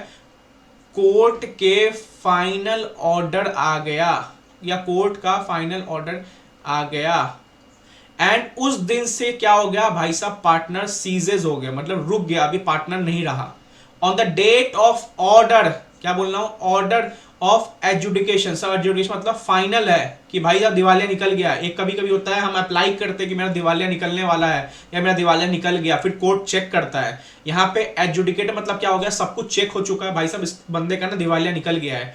ए बी सी है, ये सी का है ना, दिवालिया निकल चुका है, फाइनल है, एडजुडिकेटेड है, डिसाइड हो चुका है एंड जिस दिन ऑर्डर आया उस दिन से क्या माना जाएगा, ये पार्टनर नहीं माना जाएगा, पार्टनर इसका खत्म हो गया। मान लो 3 लोग पार्टनर थे, 1 मई 2016 को पार्टनरशिप बना, 1 अगस्त 2022 को ऑर्डर आ गया कोर्ट का कि सी जो है ना ये क्या है, इसका दिवालिया निकल गया है एंड ये क्या हो गया, एडजुडिकेटेड मतलब क्या हो गया, फाइनली ऑर्डर आ गया, इंसॉल्वेंट हो गया।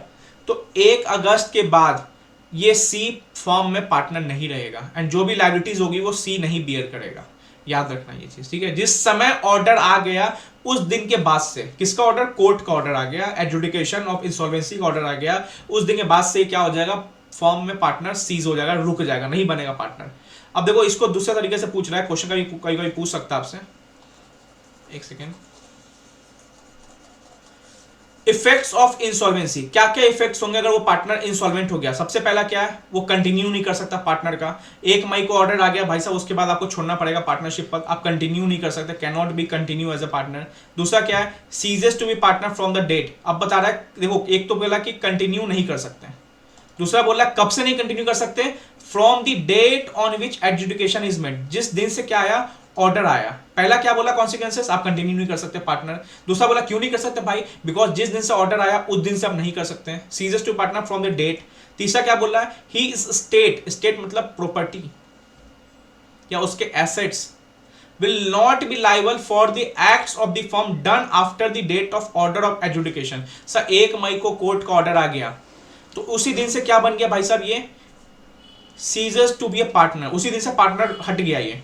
सर 1 अगस्त को फर्म को लॉस हुआ 90,000 का, तो क्या ये पार्टनर जो 1 मई को दिवालिया निकल गया था वो लॉस बियर करेगा, नहीं करेगा, बिकॉज बोल दिया his estate will not be liable, नहीं लाइबल होगा for all the acts of the firm, जो भी फर्म ने काम किया है after the date of order of adjudication. 1 मई को तो ऑर्डर आ गया था, इसके बाद अगर फर्म ने कुछ काम किया एंड उसके लॉस हो रहा है तो हिज स्टेट मतलब किसका स्टेट, वो इंसॉल्वेंसी पार्टनर का एसेट, स्टेट मतलब बोलते हैं एसेट, उसके एसेट कोई लाइबल नहीं होंगे, कोई लॉस नहीं बियर करेगा वो।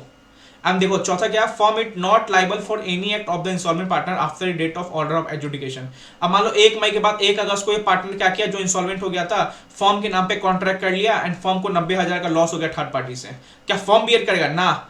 सुनो सिंपल सी बात, जिस दिन ऑर्डर आ गया उसके बाद से फॉर्म का पार्टनर से रिश्ता टूट गया, पार्टनर का फॉर्म से रिश्ता टूट गया।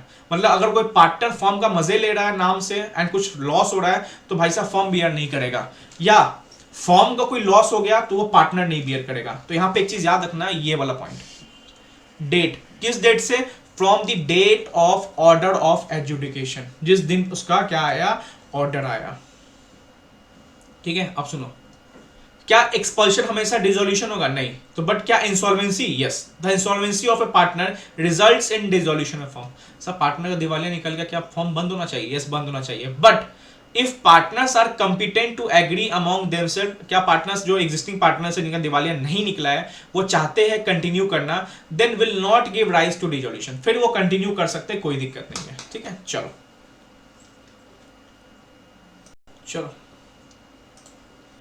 देखो क्या बोल रहा है, लाइबिलिटी ऑफ स्टेट ऑफ डिकीज पार्टनर। सर डिकीज पार्टनर क्या होता है, ए बी सी, भाई साहब सी की हो गई डेथ। सर रिटायरमेंट पार्टनर को क्या करना पड़ता है, एक पब्लिक नोटिस देना पड़ता है। अब क्या ये डिकीज पार्टनर पब्लिक नोटिस दे पाएगा, भाई साहब चला गया, अब क्या ही पब्लिक नोटिस दे पाएगा। तो सुनो, where under a contract between the partners in a firm, the firm is not dissolve by the death of a partner. मतलब कॉन्ट्रैक्ट पहले बना दिया, कोई पार्टनर की डेथ होगी उससे हमारा फर्म डिसॉल्व नहीं होगा, ठीक है, कॉन्ट्रैक्ट पहले लिख दिया। The state of a deceased partner is not liable for any acts of the firm done after his death। मतलब बोल रहा है कि देखो वही चीज़ है, 1 मई को डेथ हो गया, अब 1 मई के बाद फर्म को कुछ लॉस हुआ, तो क्या ये डेथ वाला पार्टनर लाइबल होगा? भाई वो तो लाइबल नहीं होगा, उसका रिप्रेजेंटेटिव भी लाइबल नहीं होगा। जिस समय नाता टूटा फर्म से, उसके बाद के एक्ट्स के लिए आप लाइबल नहीं होंगे, ठीक है। Ordinary death of partner leads to dissolution of firm. Simple insolvency में यही चीज था, but the rules regarding dissolution of partner by death partner is subject to contract between the partners. Sir contract मतलब अगर वो कॉन्ट्रैक्ट में ये लिखे हुए हैं कि डेथ होने के समय पार्टनरशिप बंद नहीं करेंगे तो अपना कंटिन्यू कर सकते हैं। Partners are competed to agree that death of partner will not affect in dissolve the firm. Partner पहले से कंटिन्यू कंपीट करेंगे, कॉन्ट्रैक्ट में डाल देंगे, किसी के डेथ होने की वजह से हम फर्म को बंद नहीं करेंगे। It is not necessary to give public notice. भाई दे भी नहीं पाएगा, लिखोगे क्या, दे भी नहीं पाएगा। आइदर टू पब्लिक और to the person dealing with the firm to इतना इतना इतना, ठीक है। तो सिंपल वही बोला कि पार्टनर्स के साथ पहले से कॉन्ट्रैक्ट है तो हम ये चीज लिख सकते हैं पहले से कि किसी का डेथ हुआ तो फर्म को बंद नहीं करेंगे, बट सब्जेक्ट टू सारे पार्टनर्स का कंसेंट होना चाहिए। सेकंड क्या है, जिस दिन पार्टनर की डेथ हुई उसके बाद फर्म को कोई लॉस हो रहा है तो पार्टनर या उसका रिप्रेजेंटेटिव लाइबल नहीं होगा। थर्ड क्या है, कोई पार्टनर जो डेथ हो गया उसको नोटिस नहीं देना है। भाई साहब दे भी नहीं पाएगा, इतना तो समझो, ठीक है। चलो, राइट्स ऑफ आउटगोइंग पार्टनर। ऊपर हमने पता क्या पढ़ लिया, ऊपर हमने पढ़ लिया कि डिकीज पार्टनर क्या होता है, उसकी लायबिलिटी क्या क्या है, ठीक है, या पार्टनर को निकाला जा रहा है उसकी लायबिलिटी क्या है, पार्टनर रिटायरमेंट ले रहा है, रिटायरमेंट ऑफ पार्टनर होता क्या है। अब हम पढ़ने वाले जो जा रहा है ना उसकी राइट्स क्या क्या है। सुनो एक सेकेंड, सुनो, rights of outgoing partner to carrying on competing business. Sir क्या कर सकता है, मतलब मान लो ए बी सी ने ले लिया रिटायरमेंट, अब रिटायरमेंट लेने के बाद सी ने अपना बिजनेस स्टार्ट किया, उससे निकल के अपना बिजनेस स्टार्ट किया, एंड वो मान लो ये तीनों मिलकर कोचिंग की बिजनेस चला रहे थे, एंड सी ने भी अपना बिजनेस स्टार्ट कर दिया कोचिंग का। तो वही बोल रहा है कि अगर तुमने पार्टनरशिप फर्म को आउटगोइंग पार्टनर हो, पहले वाला पार्टनरशिप फर्म को, एंड तुमने अपना कंपीटिंग बिजनेस स्टार्ट किया, तो तुम्हारे क्या क्या राइट्स एंड ड्यूटीज है उसको याद रखना। An outgoing partner may carry on the business competing with that a firm that he may advertise such business. बोल रहा है कि देखो ए बी सी पार्टनर था, कोचिंग सर्विस तीनों दे रहे थे, अब सी निकल के अपना स्टार्ट करना चाहता है, करो, कंपीटिटिंग बिजनेस है, करो, कोई मना नहीं है। आप एडवर्टाइज भी करो, मान लो सी के क्लासेस का नाम था कंसेप्ट क्लासेस, तो अपना एडवर्टाइज भी करो, कोई दिक्कत नहीं है, but he may not use the firm name. अब इनका जो था ना, ये था रैंकर्स एकेडमी। अब ये रैंकर्स एकेडमी के नाम से बच्चे ले रहा, बच्चे आ रहा है, बोलता है कंसेप्ट क्लासेस ही पहले है ना, रैंकर्स एकेडमी था, तो ये फर्म का नाम नहीं यूज कर सकते बॉस। आप फर्म से जा रहे हो तो जाओ, आप अपना कंपीटिंग बिजनेस स्टार्ट करो, आप अपना एडवर्टाइज करो, बट आप फर्म का नाम नहीं यूज कर सकते जिस फर्म में पहले पार्टनर थे आप। And represent himself as carrying on the business of the firm. ये सेकंड, आप ये नहीं बोल सकते अरे मैं तो वहां पे रैंकर्स एकेडमी में भी पढ़ाता हूं, कंसेप्ट क्लासेस तो मैंने यहाँ पे खोल दिया है आप लोग के लिए, सेम ही है दोनों, तो ये नहीं कर सकते कि भाई मैं तो उसमें बिजनेस में भी इंगेज हूं, ये भी नहीं बोल सकते। मतलब आपको आप ये नहीं दर्शा सकते कि मैं अभी उस बिजनेस में, उस पार्टनरशिप से अभी लिंक में हूं, ये नहीं कर सकते आप। क्या क्या नहीं कर सकते, फॉर्म का नाम नहीं यूज कर सकते रैंकर्स एकेडमी, आप ये नहीं बोल सकते कि हम उस फॉर्म में हैं, ठीक है, हम यहाँ भी क्लास खोल रहे हैं वही फॉर्म है, ऐसा नहीं कर सकते। एंड तीसरा, आप सोलिसिट नहीं कर सकते। सर सोलिसिट मतलब क्या होता है, बहकावे में लाना या बुलाना, ठीक है, बुलाना समझ लो।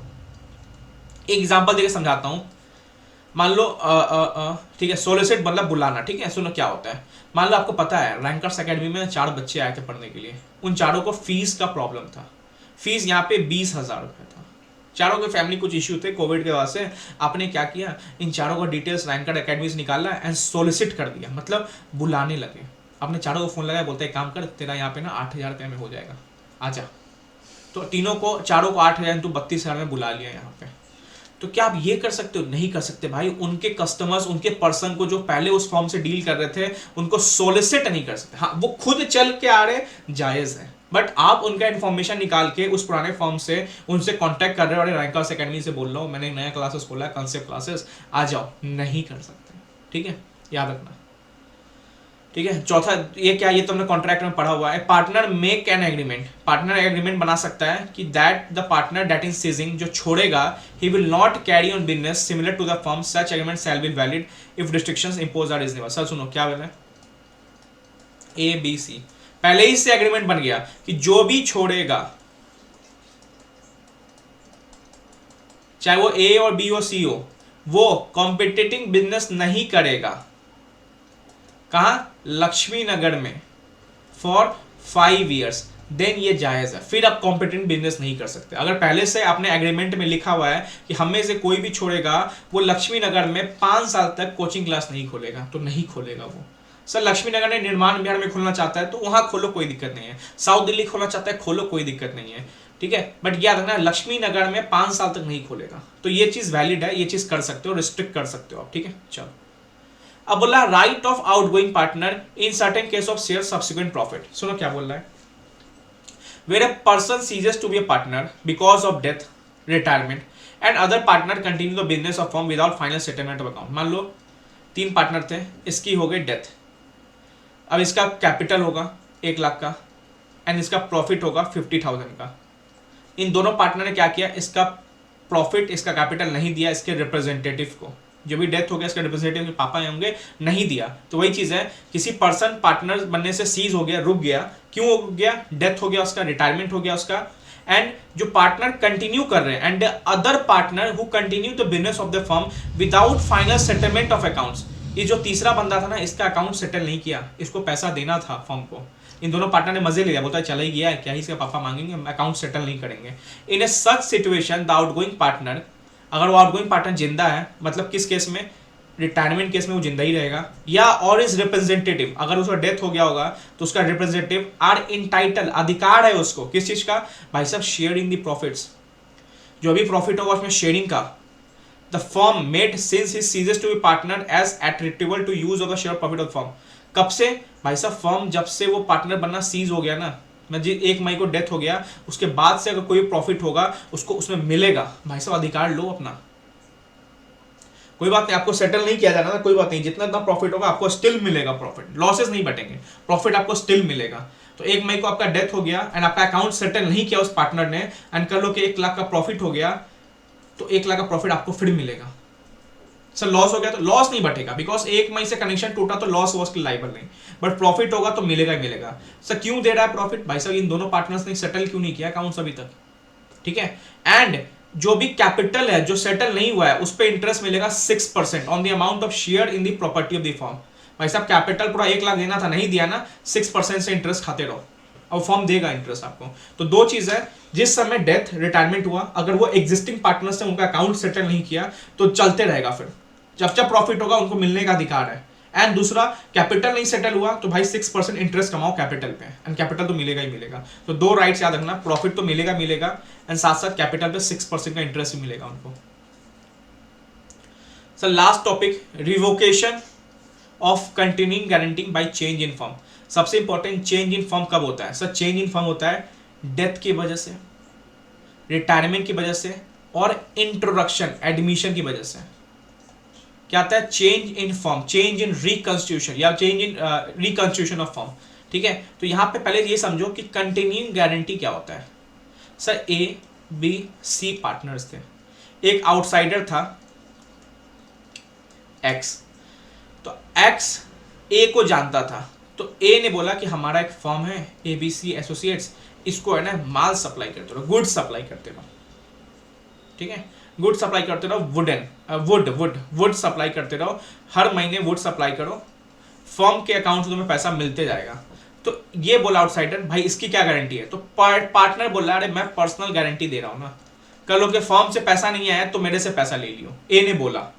अब सर देखो ये कंटिन्यूइंग गारंटी है, कंटिन्यूइंग गारंटी क्या होता है आपको पता होगा, आप बिजली बिल को आपको लगातार आपके पास आता है, आप इलेक्ट्रिसिटी यूज करते हो, बिल आ जाता है। अब जैसे दूध वाले को कभी आप उठा लेते हो महीने का, तो दूध मिला, आपके लास्ट में बोलता है मेरे को इतना पैसे लगेंगे, तो कंटिन्यू चलता रहता है, साइकिल चलते रहता है, ठीक है। जनवरी फरवरी मार्च अप्रैल मई जून जुलाई अगस्त सितंबर अक्टूबर नवंबर दिसंबर। बिजली बिल वैसे नहीं होता, आपने कंजम्पशन किया बिल आ गया, कंजम्पशन किया बिल आ गया, तो ये इसको बोलते हैं कंटिन्यूइंग। तो मान लो एक ऐसा आउटसाइडर था जिसके फर्म के कॉन्ट्रैक्ट था कि आपको हर महीने क्या करना है, 40-50 किलो वुड देना है, लकड़ी देना है हर महीने, कंटिन्यूइंग है, और इसी लकड़ी का यूज़ करके ये क्रिकेट बैट बनाते थे। तो ये आउटसाइडर बोला कि ठीक है, हम फॉर्म को 50 किलो तो लकड़ी दे देंगे, फॉर्म से हमको हर महीने 1 लाख रुपया भी आ जाएगा, बट अगर जिस महीने नहीं आया उस महीने क्या? तो ए बोलता है कि अरे मैं गारंटी दे रहा हूँ ना, एंड मैं कंटिन्यू गारंटिंग दे रहा हूँ, तू दे ना, मई दे, जून दे, जुलाई दे, अगस्त दे, लगातार देते रह फॉर्म को, कभी नहीं हुआ तो मैं तेरे को पैसा दूंगा। तो एक वर्ड समझ आया? कंटिन्यूइंग गारंटी मतलब क्या हुआ? जो लगातार चलते रहता है। अब पूछना नहीं है बार बार, मई में कॉन्ट्रैक्ट हो गया तो मई, जून, जुलाई, अगस्त आउटसाइडर फॉर्म को देते रहेगा। चेंज इन फॉर्म कब आता है? जब डेथ, रिटायरमेंट, एडमिशन होता है। अब सुनो पूरा सेंटेंस को। Mayor changing in the reconstitution of forms operate to revoke the guarantee. मतलब जिस, देखो गारंटी तो चल रहा है, बट मान लो 1 अगस्त को एक पार्टनर का एडमिशन हुआ, ए, बी, सी, एंड नया पार्टनर आया डी। अब जिस दिन जैसे एडमिशन हुआ ना, तो चेंज इन फॉर्म हुआ। अब जिस दिन एडमिशन हुआ वहां पे ये कंटिन्यूइंग गारंटी जो था ना, ये हो जाएगा रिवोक। सर रिवोक मतलब क्या होता है? रुक जाना, खत्म। हमने रिवोकेशन ऑफ ऑफर देखा था। तो क्वेश्चन बन सकता है, क्या कंटिन्यूइंग गारंटी हमेशा सदियों सदियों चलते रहेगा? हाँ चलते रहेगा, बट अगर कुछ भी डेथ हुआ, मतलब ऐसा कुछ हुआ जहां पार्टनर्स के बीच में कुछ ना कुछ चेंजेस आए, डेथ के केस में एक पार्टनर चला जाएगा, रिटायरमेंट केस में एक पार्टनर चला जाएगा, इंट्रोडक्शन में एक पार्टनर आ जाएगा, तो इस समय जिस समय आपका ये चीज हुआ है, यहाँ पे कंटिन्यूइंग गारंटी क्या हो जाएगा? रिवोक। अब 1 सितंबर को मान लो भाई साहब ने दे दिया, सप्लाई कर दिया, फॉर्म ने पैसा नहीं दिया, तो क्या ये बोलेगा ए को कि भाई साहब गारंटी? भाई गारंटी तो 1 अगस्त को ही खत्म हो गई थी, अब नया गारंटी बनाना है तो रिन्यूअल होगा, आपने रिन्यूअल नहीं करवाया। तो बस एक चीज याद रखना, कंटिन्यूइंग गारंटी क्या होता है? जो लगातार दिया जाता है। क्या कंटिन्यूइंग गारंटी रिवोक हो सकता है? यस। कब होगा? जब चेंज इन पार्टनर होगा, जब एडमिशन, रिटायरमेंट, डेथ होगा। अब जैसे जिस दिन चेंज हुआ उस दिन कंटिन्यूइंग गारंटी हो गया रिवोक। अब उसके बाद भले तुम सप्लाई कर रहे हो, तुमने पूछा नहीं फॉर्म में से, भाई साहब पूछताछ करते रहो, इसलिए बोला जाता है पार्टनरशिप फॉर्म से अटैचमेंट बना के रखो, क्या पता अंदर क्या चल रहा है, उसकी वजह से आपको कुछ लायबिलिटी बियर करना पड़े।